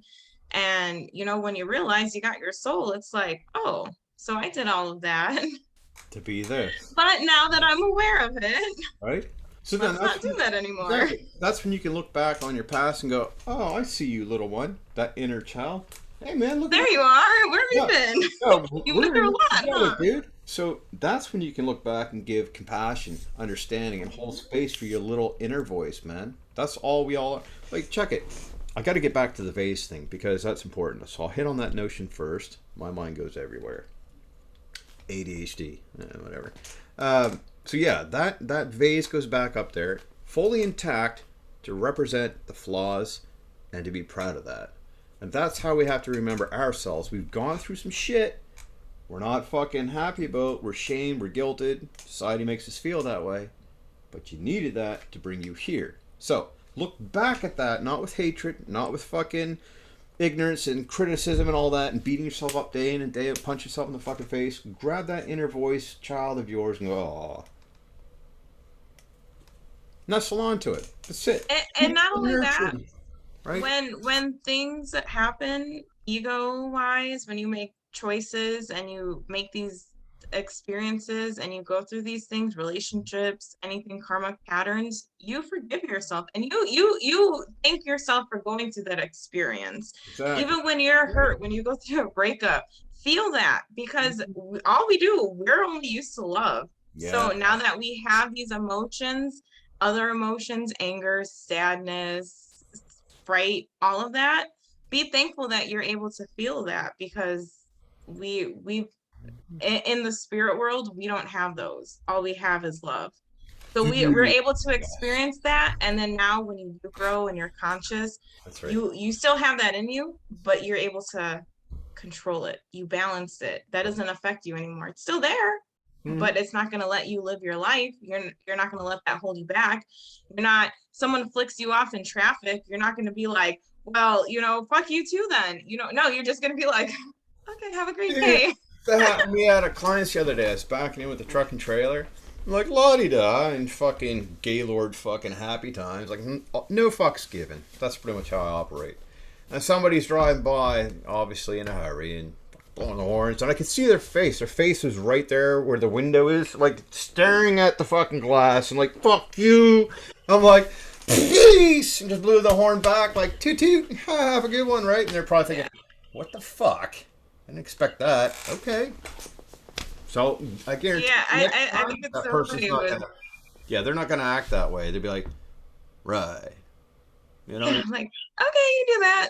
kindness. Yeah. To get caught up in those emotions, I still do. We all do. It's tough. But you keep learning. And dude, Hmm. I'm gonna toss out a perfect example. I was doing a roofing, excuse me, a roofing job for a client the other day, and I looked at part of my work and I wasn't satisfied with it. I hate, I shouldn't say hate, no. I find it difficult to mend new with old, to mitigate that, right? So there's old receding, blown off rooftop. I would have discarded and started fresh. Client didn't want that for their own personal reasons. So I had to mitigate this intertwining between new and old. And I was like, fuck me, it looks like shit. And I wasn't aware that I actually had, uh, I staggered things, but I had a lot of seams. I don't know if you know anything about roofing or whatnot, but basically, you got too many seams going up one large area. There's going to be a lot of water seeping in, creating a lot of damage and then liability, and then I'm fucked. I've got insurance, but it's not something I want to go through to increase premiums and so forth. So this gentleman that the homeowner knew actually popped in for a visit, and it's so coincidental. It's cool as fuck, right? So he's up there on the stage and with me. I'm doing my thing. He's like, how's it going? I'm like, oh, pretty good. And I already knew what he was there for, analyzing my work. No average Joe's just going to come up on the stage and without, a proper introduction and say, "How the fuck are you? I'm so and so." Yeah, cool. Let's be buddies. So I Hmm. knew what he was there for, and he's looking at my work. He's like, how long have you been doing this?" Like, fuck, man. Here we go. This is degrading in front of that fucking homeowner. I'm like, "Oh, a long time, dude. I've got my own business, but I've done this since I was a kid." And he's like, "Well, I've done this for a long time too, and this isn't right." I'm like, "No, I know. What can we do about this?" And it just flipped him, because most people look at a situation when someone wants to articulate and criticize their work, they just want to snap, right? Hmm. And he thanked me for that. He's like, "You know what, man?" He says, "The way you handled that, Matt, I knew right away that we were going to click." He wants to be partners now, right? Which is kind of cool. Uh, and see where it goes from there. But he's like, "Yeah."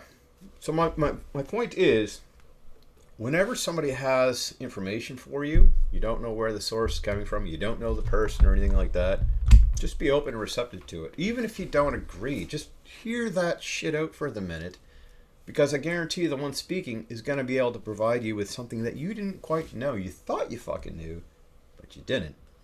And they're going to be spellbound when they see the receptiveness that you have versus just, "I gotta be egotistical. I'm not letting another man tell me how to do my fucking job."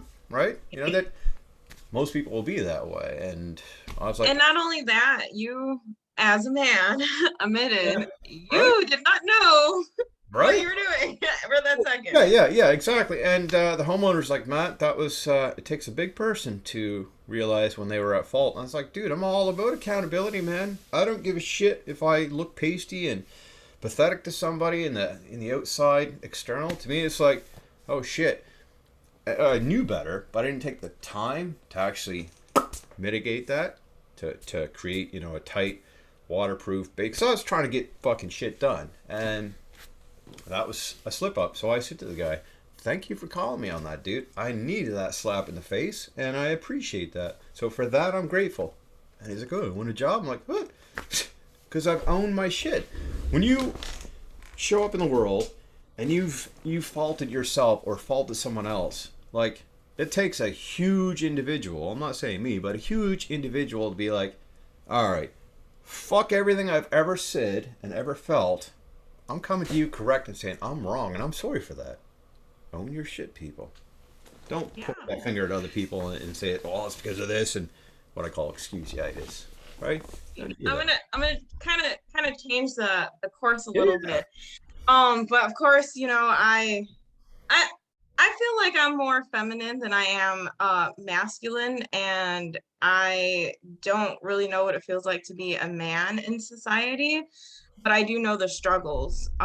There's a song, what is it, the Logical song? I'm sure you heard of it. I forgot. It's like an older song. I forgot who it's by.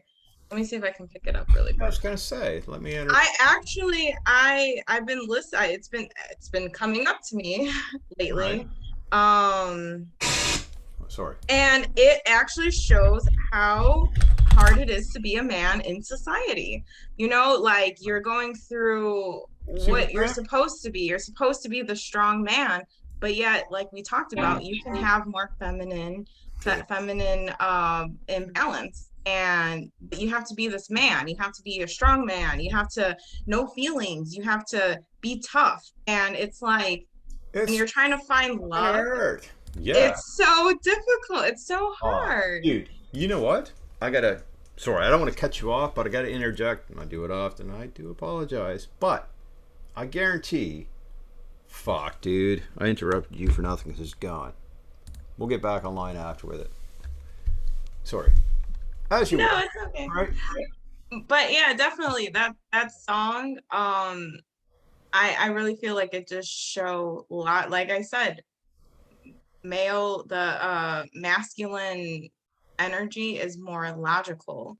So that song definitely, like I felt like I don't I resonated with it from a woman trying to understand her soul counterparts behavior, I guess. Like not behavior, but understand them more because like I don't want to just have my ways. I want to Yeah. be able to understand the person that I love the most. Yeah.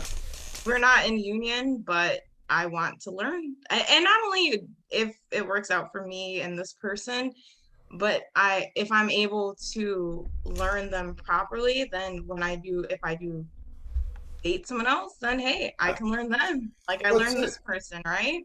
And I love that concept that you're saying because what it teaches you to do is not be competitive with your mate, but to complement one another. And as I said, raised as a witness, there are some downfalls, obviously, because it took me from the path that I really needed to be on and distracted me like a lot of things in life. But it did teach me a lot of values and appreciation for relationships. And people got it backwards today. They're thinking, okay, man trumps. He makes all the decisions. That's what I was taught to. He's a leader, and you said yourself, like, the logical viewpoint. But that motherfucker isn't reigning on his own, dude. Look at chess. Get the queen there, man. To give him pointers, insight, and wisdom that he may be lacking. And there's variations and variabilities and degrees to that depending on the individual, right? I was going to say something else, and that's gone too.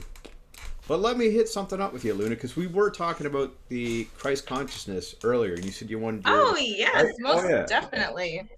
Let's hit that for a minute. So basically, I live in Chicago, Illinois. I live in this community, which, I basically lived there my whole life. I grew up here. I still live here, a member of the community. I worked at the local school district here. Luckily, I got out of the matrix. That was another thing. Yeah, I dude. got laid off. That's I got laid off by the when way. I broke my arm. They called me and they laid me off. And yeah, and I'm like, and then it was like my awakening. And I'm like, oh, okay. Because you became an injured bird, if you will. You were no longer needed. Like, wow, dude. How long did you work at that? How? What was It your... was almost 2 years, but they told me it was due to funding. So but hey, But it's all good. the second I got that, you know what? I wasn't even mad. I'm Elevated, like, man. Right? unemployment for a year where Fuck I can yeah. continue to do whatever I want. Are they Okay. paying you too? Yeah, I get unemployment because I'm laid off. Oh, that's what you said. Yeah. Hell yeah, man! Run to the fucking finish line with that. Yeah. You... So, in this community, definitely one of the things that I've heard growing up. Oh, you froze. No way. We're at a total standby. Luna? Gonna tell me this big Whoa. being, this Second, big Luna. big being is just like Can you hear me? gonna strike me if you're Oh oh shit. Yeah, yeah. Sorry. There was like a. Wow, it's 12:12, dude. That's when this shit glitched. My time, 12:12, motherfuckers. What's today's date? October 27th, right? yeah, That has to do with it. But 12:12, you glitched up, and I was like, "The fuck just happened, man?" probably what I was saying. Okay, so let's go back to that. So yeah, Number so in one, this 20 in this seconds. town, I'm so you Yeah. like I've just heard, like God doesn't like ugly. And I've always been confused. Like how is it that you're going to tell me that this being that's supposed to love us and give us everything that we have on this Yeah. earth, you're gonna tell me that you don't like anything that's not perfect? We're not perfect. So and then on top of that, people would tell you this to be mean. Like, I'm gonna Oh be mean. yeah, I'm be like, man. I don't like ugly because you're being bad. Like, wait. This is so confusing to me. So Hmm. I never associated with religion. Like I didn't, Nice. but I did like going and hearing stories. Yeah. So I Jesus was an enlightened man, and unfortunately, society used this enlightened being, this Yeah, person, and dude. used it Like a little against us salesman. to Yeah. where this person went against what we believed in, so he died for our sins. Like That is that really, like, unfortunately, you guys prosecuted this man for who was teaching us, who how to was a be. teacher, and that inflicted fear of following. Thank and you. And and which and created that is what keeps us in line. That is what keeps us. You can't go against what our beliefs are. oh, You can't get out of ostracized. this. You can't. share what you believe because it doesn't fit with society, because then you'll be smitten and striped and, You'd be a witch to be. ostracized and all of that. We don't need that mentality anymore, and that's the fucking problem.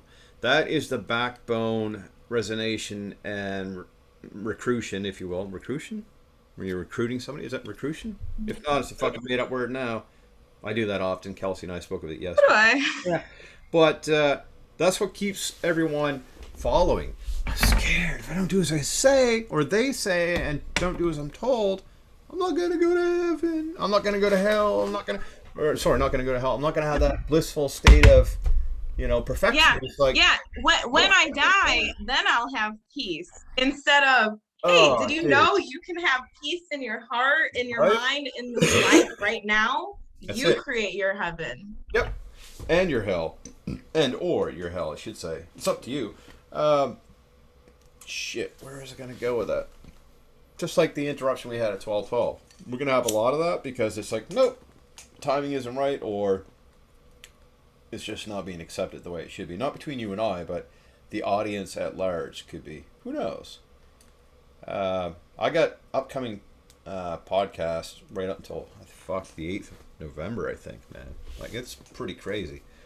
And I'm excited, really thrilled to be able to do this as a full-time job. I always heard about, like, I've listened to Rich Roll, Joe Rogan, Tom Billio on Impact Theory, and all these other ones, and they're always talking about what a blissful time it is to wake up and, say that they get to go on show with people or online with people and talk till the fucking cows come home. Like, that must be great. And fuck, I'm like, oh shit, I'm doing it from a smaller scale.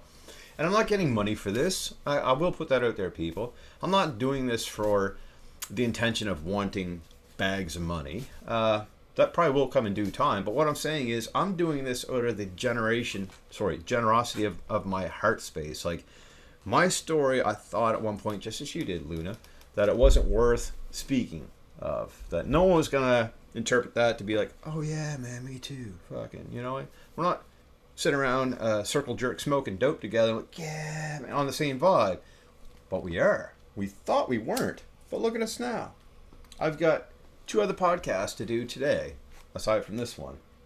Right, shit. Okay, I got 43 minutes to the next one. So I'm going to have to prep soon. But it's just crazy to think that my soul shitty little story, my shitty little backwards hillbilly, sorry guys, from a small town in the province of Nova Scotia, can light the world up on a simple mic and platform. Like, who would have thought? Yeah, I'm blessed. I'm grateful to be doing this and to be working at my full-time job as a That's landscape great. renovator. Right? It's awesome. Yeah, definitely. That's wonderful. I mean, you're bringing out, like we were all saying, all of us out here, all these people who are awakened, we're all saying, we're all here to just be here for when everyone is ready to come. And rather you're not ready or you feel it or you're interested, there is so many people out here. Oh, God. Like you will find someone who reaches out. That's why some people may not connect with my story, some people may. Yeah. I may connect with women, I may connect with men, I may connect with teenagers because of what I went through and what I've struggled through at certain times. And that's great. You'll find, your audience, and everyone will find their guide, and you can have multiple people. Don't and that's another thing. Don't stick with one person. Mm. Do not. When you're going through your journey, That don't have was your good. mindset, because you may be like, well, this one said this thing, like Aaron said this, but then this lady who I really like said this, but I really been watching Aaron and he's like awesome. And it's okay. It's whatever Yeah. resonates with you. You don't have to believe the same things that I believe. No, You really don't. to sum that up. But, it's your journey. It's whatever you Yeah. believe, and you may want to tap into it. I'm a person where I love listening. I listen to other religions. I actually was really liking kind of Jehovah Witness religion, because they did talk a lot about how Jesus was an enlightened man. They Mhm. really did, and I listened to some of their stories, but then a lot of it I don't resonate. I don't resonate with like being powerful over us. Yeah. Like I never have. Like why is this person in control of us? We're in control of ourselves. That's it. Let me touch base on that and add to it right quickly with the witnesses. I was an active, I call it a wannabe member from the age of 5 until 2 years ago, but like very sporadic over the years. I always felt ashamed to walk around with a briefcase going door to door, like, fuck, here we go again. All right, pull it together, motherfucker. Doing it for a bigger cause. You get there and you're like, oh, fuck this, right? Because you don't feel it's not in your heart, like, love you people, but my message isn't the same as yours. And as you spoke of earlier, I'm going to hit a few points here. When we read poetry, when we read a song, or we resonate with something of that nature, it's always a different take than the next person. I don't give a shit if it's your mother, father, sister, cousin, aunt, friend. It's always different because it's your thoughts, your perception that gives you a connection to that source of material and information. And also, I sat down with a brother. I call them brothers. Everyone's my brother, sister. You're my sister, even. Not even, but you know what I'm saying, right? We're all one. And I was asked a very difficult question because I said, everything we're talking about here, like, wait a minute, what makes you feel that I don't have a divine connection without you as a middleman to the source? Huh? He goes like this. Make him think for a minute. Oh, let me get to my Bible. Fuck, where was that? Quickly before I burn out of time. Shit. All right, let me get back to you in 3 or 4 days. And it was like 3 or 4 weeks. But he asked me a question was, okay, Matt, you went through this psychosis. You're diagnosed with bipolar 1. You did your time in the hospital. But prior to that, it's kind of like a counseling session. I left him speechless. He goes, if you have that connection with God, what did he say to you? I said, okay, I think I put it this way. Basically, when somebody's talking to you about something very, what's the word for it? Really large. Like, dude, I can't even put it into words. And that's what I expressed to him, that the love that I felt from the divine and knowing I was wrapped in infinite bliss cannot be put into a language. That is a language barrier. It's not meant to be put into words, because if it was, we would have been directed from birth. But we are. That's why we have that primary intuition, the stomach. That's your brain, people. It's not up here. It's storage backup, motherfuckers. We're getting that wrong and twisted.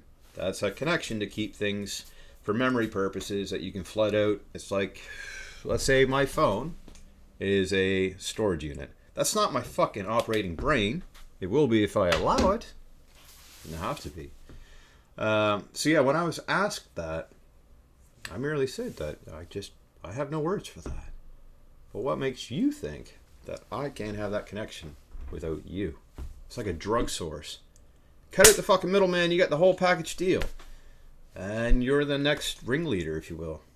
Yeah, same thing with, like the Catholicism. You have the Pope, and you have the cardinals, and you have the deacons and the It just goes on and priests on, right? and Yeah, it's right? like, so there's a chain. So is it like, Yeah.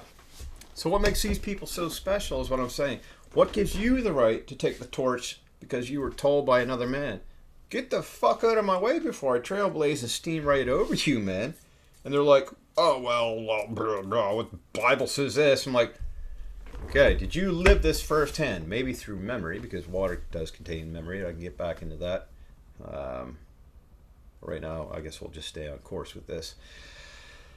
I don't want any other soul out there telling me how to run the course of my life through my perception of my reality, through my belief systems. I don't even like the word belief, because that makes it feel like it can be almost made up yeah, fairy tale belief? because if you have a belief, well, you're sitting on a fence and it can go It, left or right, it's your it's right? it, when I think of the word belief, it's individualized. It's what you Yeah, choose and can be to altered by influence. yeah, Yeah, what you and choose. I don't want that. My shit is like fucking intertwined to my spine. Like, 4 dimensions, okay? Multi-dimensional people, everything's in 4s. We talk about our conscious, subconscious. Okay. What about the observer? And what's the 4th one, man? I would just say energy, right? Maybe? I don't know. People could debate that, but there's 4 to everything. 4 to make a whole. 4 seasons.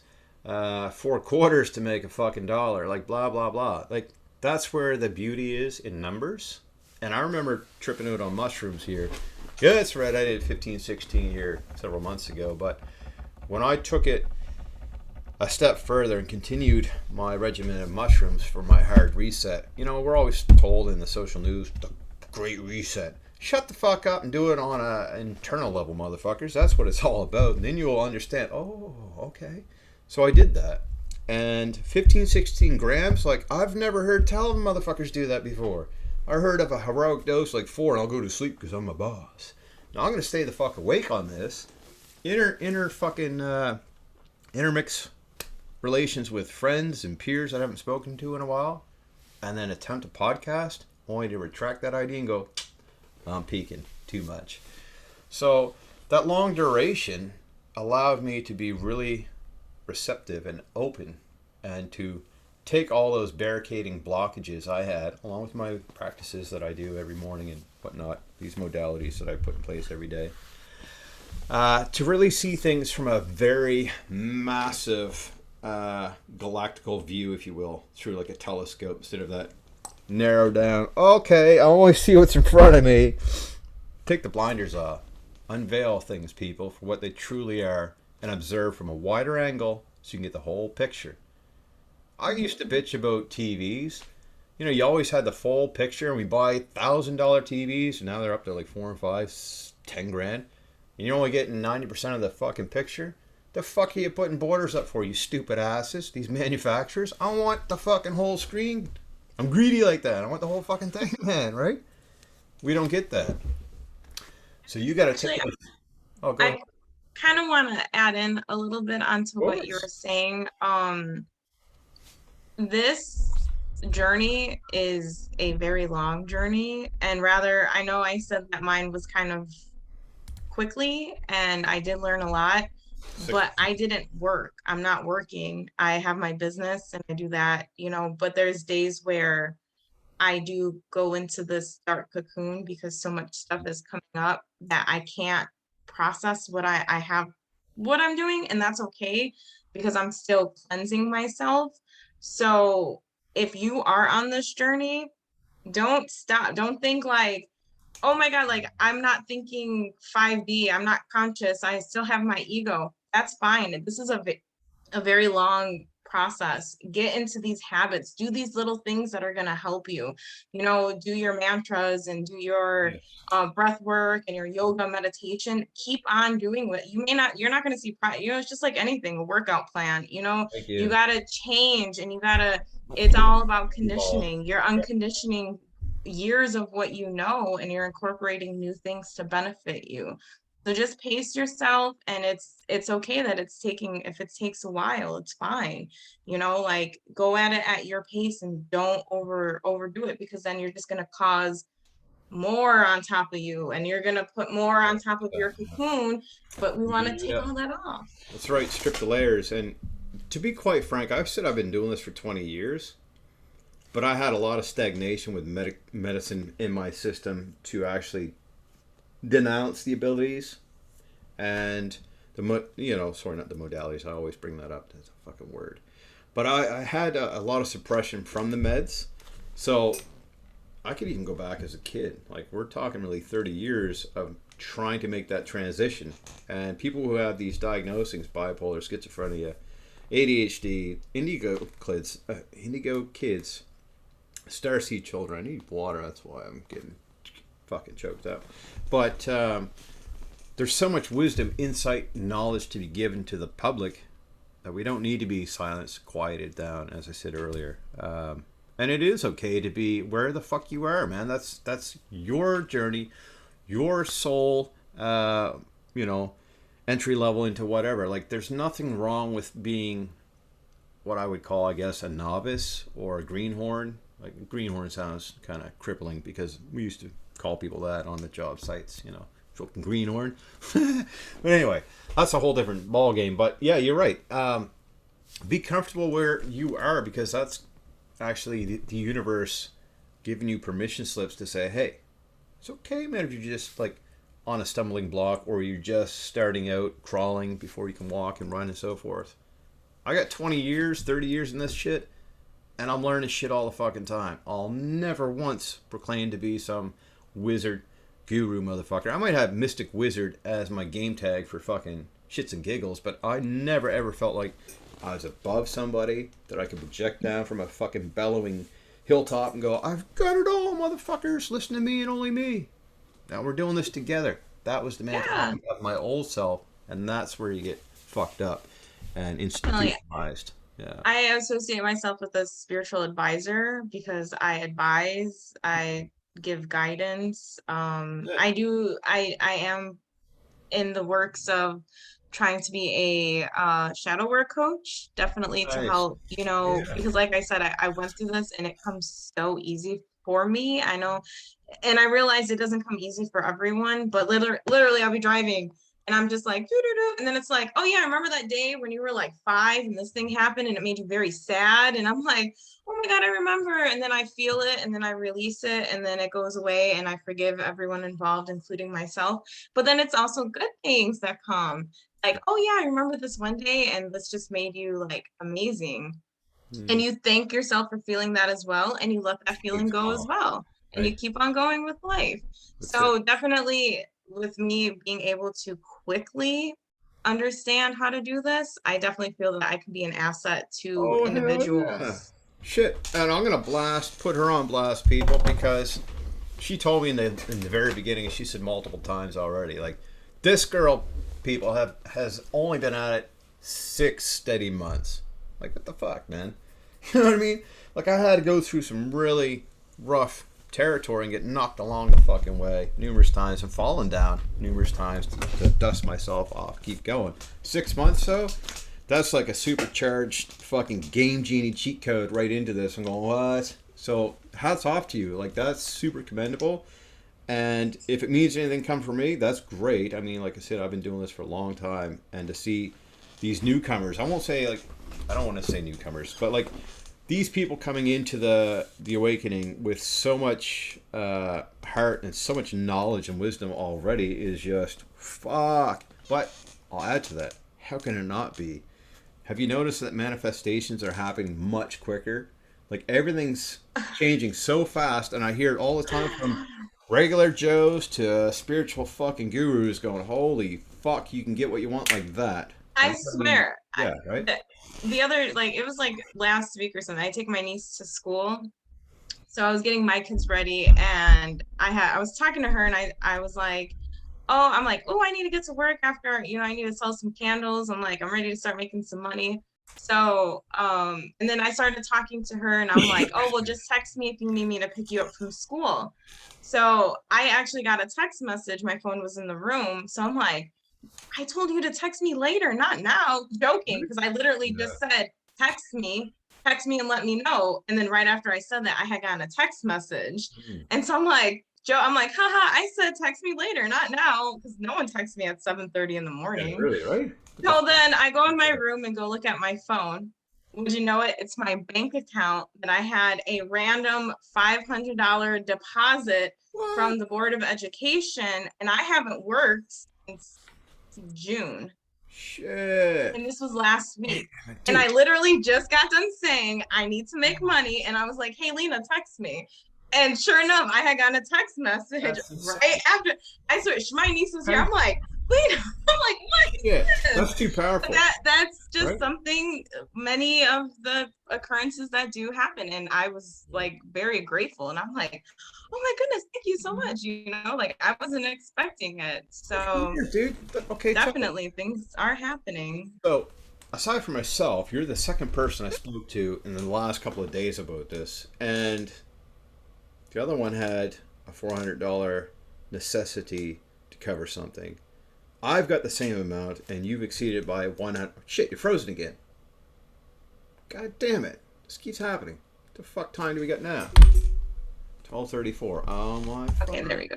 Okay, yeah, 12:34, Luna. God damn it. What's with the synchronicities and cut the fuck off here? Shit. Right in the moment of a precise.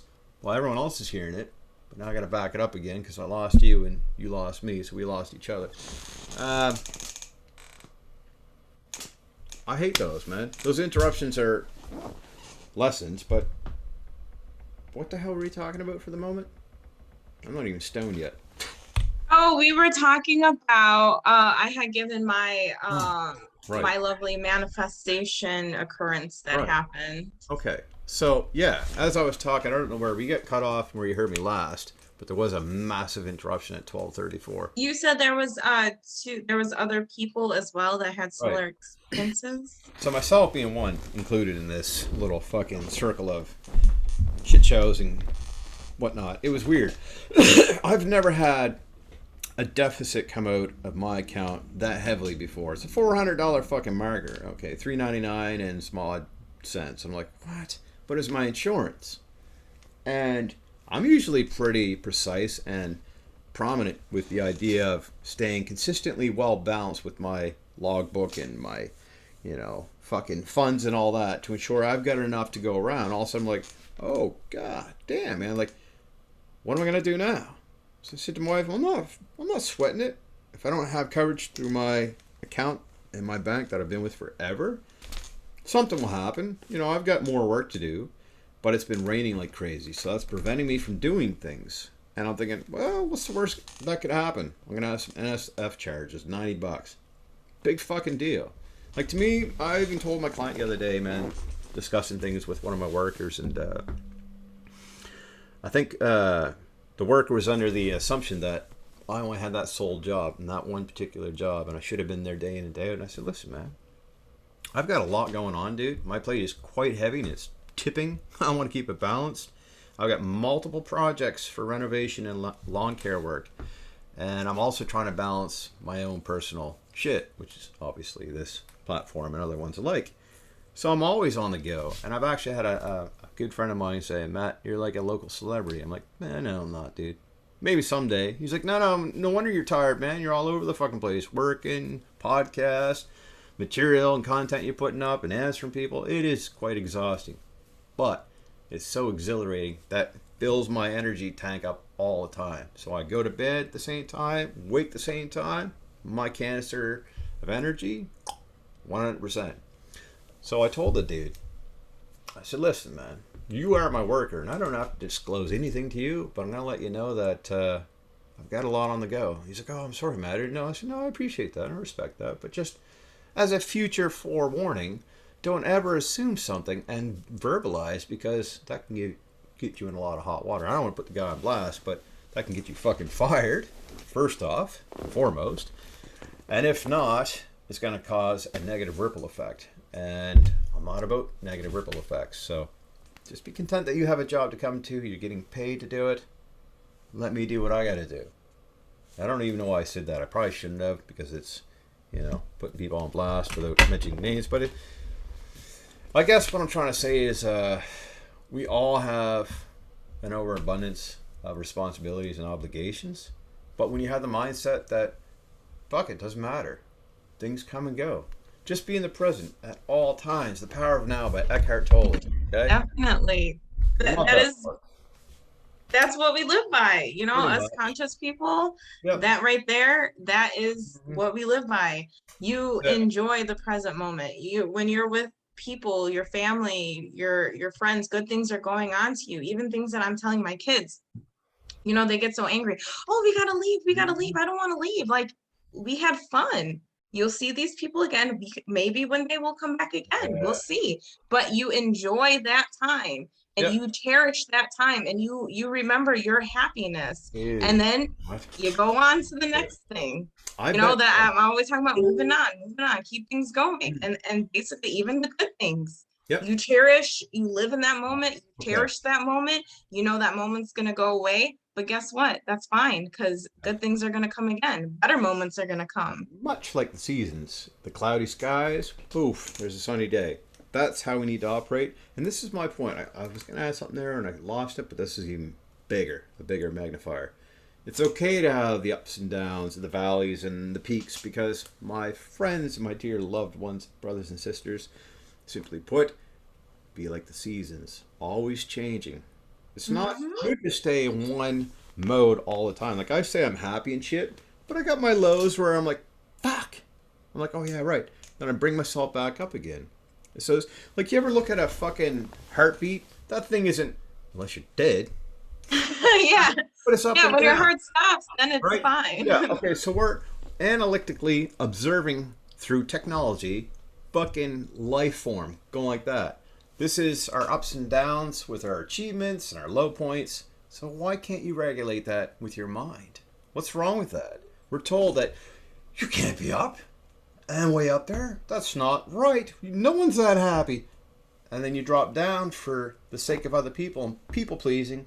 They're like, oh, you're really too low now. Like, God damn it, I quit. Can I have my own fucking tempo control Yeah. already? Like, come on, Not dog. only that, when you bring yourself to please other people, you legit are killing something inside of you Yeah, because you are.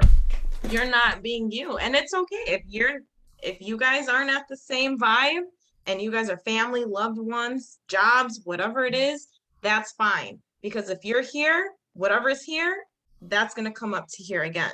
Thank you. Rather it's the same job, Yeah. rather it's a different location, different Yeah. people, I got it. maybe by you leaving these people here, they're going to meet you up there eventually. I'm not saying now, like I said, Right. it's a long process, but that's okay. It's Exactly, okay. dude. Just We're keep it planting seeds going. all day and letting them flourish on the good, gracious fucking consciousness that hopefully the people that receive it will water and tend to that. If they don't, that's their personal choice. Let it become a rag fucking twisted up garden that's just overtaking everything. And I love that analogy is if you can garden your mind, your whole life is just going to flourish if you allow it. But tend to that first. Get rid of I the like I weeds. like I like that. I see that. Okay, so yeah, so you have your garden, and unfortunately, sometimes you have this hose that is all kinked up, and you can either fix it, patch it up, or sometimes you got to get rid of it and just go out and get a whole new hose and let that thing water your Yeah, garden. the hose too, but also before the hose, the first thing that ever wants to protrude, oh, this is awesome, is weeds. I don't want to say weed is a bad thing.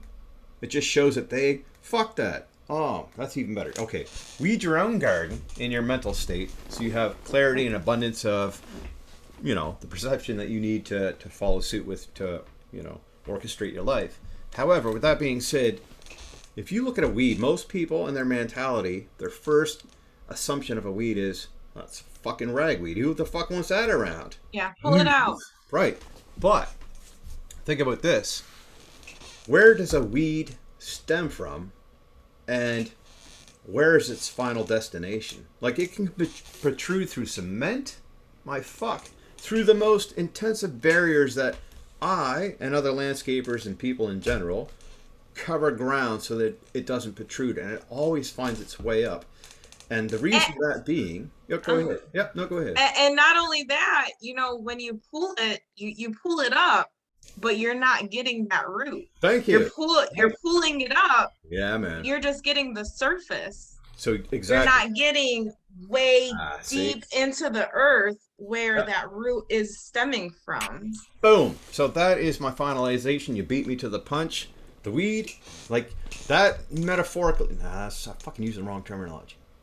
Anyway, that weed is there to shine bright like a diamond, if you will, right? It's glistening and just saying, I'm here, man. I showed up on time, motherfuckers. Not even concrete pushed me the fuck back. And it's just illuminating all its glory. Um, but what did you just say? Let's back that up a minute because I was going to hit a good point on that too.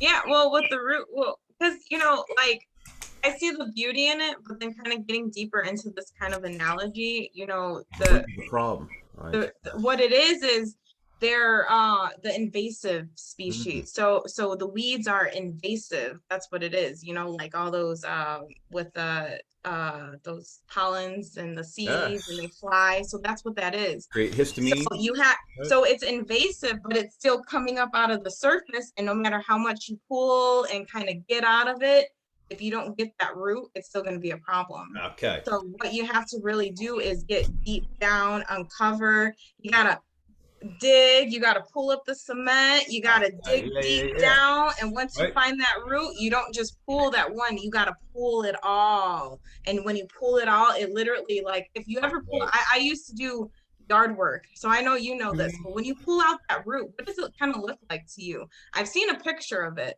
Oh, dude, a big nest of like fucking entanglement, right? Yeah, so there's a picture that I recently saw where it's like this is you uncovered, and it's a picture of the brain, and it has the spinal cord, That's and it fucking literally awesome. looks like a root, like it's the brain and Shit. it's the stem. So if you guys look it up, you'll see it, and then picture Or that root, and it looks very similar. very much so. And if you guys, and I'm a Mortal Kombat fan, fucking love that shit. I play that more than Yes. COD now. Dude, there's a finishing move. I think it's. Don't quote me on it, but regardless, finishing move. He's holding the guy up, man. His spine's saying it's kind of gruesome, like some negative shit. But this is what I grew up on. So whatever I grew up on that I enjoy heavily, I'm making that a part of my new fucking endowment of creation and building. Going back to your childhood. Oh yeah, drawing, playing guitar, singing, acting like a fool, acting. But yeah, um, so back to that root thing, man. That's what Gabor Mate speaks of so heavily in his seminars, the summits he puts on, his books that I've read, man. Bessel van der Kolk, I'll throw links to that material down below too, and podcasts that touch base on this quite heavily. Um, but yeah, like the root of the problem is what needs to be dealt with first and foremost. You can band-aid that, and I'm cool with the band-aid effect for a moment. But look, oh my, okay, okay, there we are. So that was a cut with a grinder less than a week ago, and I had my eldest stepboy say last night, "Holy fuck, man! Like that's healing pretty quick, man." It's like, yeah. So I'm gonna throw a picture up. That is not the middle finger. That is a fat index finger.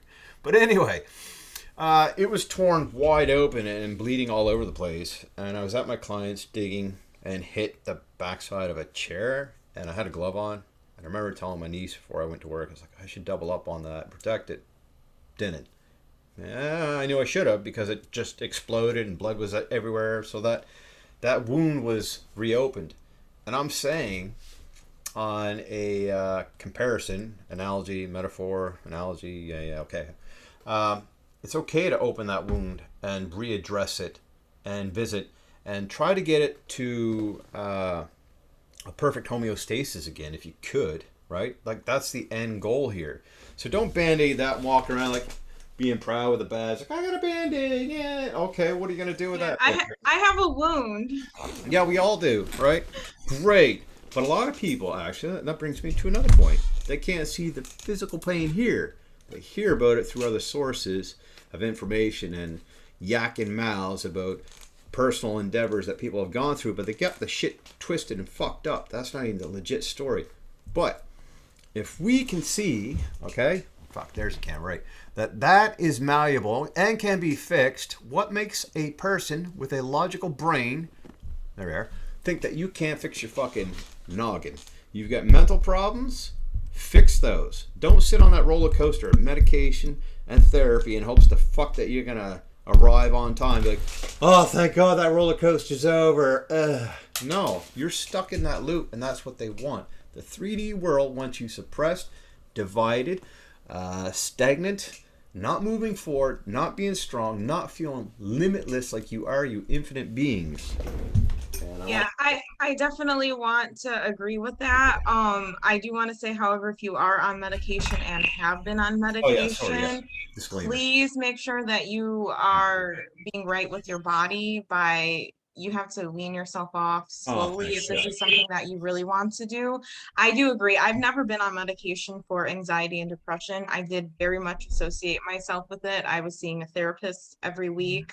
I struggled badly with depression while like I think 2 years of my good life, I literally lived in a cocoon where I Oh was hell yeah. work, went to sleep, and that was it. I wasn't a very good parent, and I know that I wasn't a very good parent because I hid myself from the world and I wasn't active.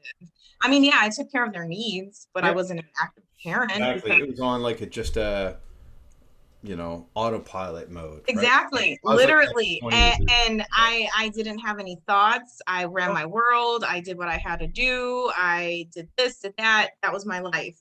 And I hated every single moment of it. Dude, me too. You do have control over your Oh, life. fuck yeah. And I love that you put that disclaimer in there, Luna. That's vitally important and key, my God, because I say it so often, and sometimes maybe because this is probably my 20 some fucking video that I don't toss it in, but I'm glad you did for me as a reminder because my wife is always saying, Matt, it's great that you've done it, honey, but to tell our little ones, man, without saying in conjunction with therapy or disclaimer, hey, I'm not a doctor, or hey, you should probably fucking go seek somebody to wean off this shit therapeutically and professionally under some good supervised guidance of a licensed doctor. So yeah, thank you for that. And Yeah, that's my definitely. extra, yeah. With this movement coming around too, and a lot of doctors leaving, I feel that there is going to be a whole new medical team of spiritual doctors. Dude, I right really, this here. is Let's something put I it was on. thinking about it and I'm feeling it so much. Like, even like going back to watching Grey's Anatomy and like they're living Oh their yeah. full pro or post-COVID kind of scenarios. Well, it's And fucking they were weird, even isn't talking, doctors are leaving. And that's true. They are leaving because they know that there's so much more to life than just this. it? And Nine to they're ready five or for it. And this is what we five, do but yeah. need. We need doctors who are like that, So All I right, hope more cool. doctors are coming spiritually, definitely. All These right, so professionals. let's put it this way then. You and I are licensed therapists. No, wait, sorry, you are, aren't you, Luna? I am not a licensed therapist. I have Studied. studied. I have studied psychology and applied behavioral analysis. Okay, so you've got a good grasp, concept, and understanding, but also the life experience. I think, to me, I don't want to denounce anybody and their, credentials and shit, but I feel that life experience as a bulk and all its ugliest, chaotic, weird shit ways bringing to light is so much more powerful in abundance and a magnitude of therapy than all the books ever written by some fucking DSM governmental official who's like, this is what we have, run the course of it and get your money, Yeah. people, right? So Yeah. what I'm trying to say is it would be cool for a lot of us to collaborate, and that's kind of what I'm doing anyway. Like, I love hearing everyone's story, but we're gonna raise it a little higher than that. Like, this is just a little niche to fucking entertain ourselves with, but I feel holistically we're gonna grow in numbers and just bring something new to the world, right? Definitely. I have a very good friend of mine. She is a doula, and I guess now it's being legal where like the midwives, they're, like they can run better and like with Oh god, yeah. deliveries and things like that. So now it's more like we can go back to our natural births, Yep. where we don't That have to go reminds into the system. It's just so you think about insurance and hospitals and liabilities and all these things and all also, these medical things, and it's like well, I'm so glad we're going out of that now and going back to our uh, roots. dude, that reminds me. Yes, roots to shoots. Anyway, sorry, mine just fucking traveled somewhere else. But yeah, the importance of natural birth. I want to toss this out quickly, and we're gonna have to wrap things up in about 2 minutes, which is shitty because I got another podcast. Love it, but hate to end this one. But we can retake and do part two. I However, would love that. oh fuck yeah, natural birth is where it's at because through the canal, if you will, and being spat out the mother, right, into the gigantic infrastructure matrix that we live in. Without that genital slime, if you will, right, that good bacteria, that diversity, the gut flora that we need, without that, and women are having C-sections, they're saying, oh, you can avoid the painful natural birth, or there's a breach, so we got to do it this way. That's all fucking bullshit, people. What's happening is you're going to have more cases of ADHD, these bullshit labels, autism. I'm not saying that you can't see diversity in the mental construct of people, but there's nothing wrong with that. You don't need. I would actually love to do a second segment on this because, like I Fuck said, yeah. I do have a That's heavy. history Yeah, yeah. of early childhood, and I have Sweet. studied early Okay. childhood as childhood development as well. Okay, so that's what we'll do. We're going to end this podcast, everyone, right now. But that is going to be the highlight, Luna. Next time, if you're cool with it, our beginning, opening, introduction to. Yeah, that's going to be heavy. I love it. That sounds great. Cool. I'm excited. Me too. All right, so without further ado, we'll close this out now on a good note. And I can't wait to bring you back, Luna. It's been, totally bliss the whole time. So thank Oh, you this for is that. a wonderful experience. Thanks for having me. Okay, and I'm sure, as always, like with every participant that comes on, we're always going to tie off on different avenues, and we're just going to have this steady communication. So, again, thank you for showing up, man, and telling your story, and just hopefully anyone who's listening in the audience can gain something from this, and if not, we planted a seed and let it grow, man.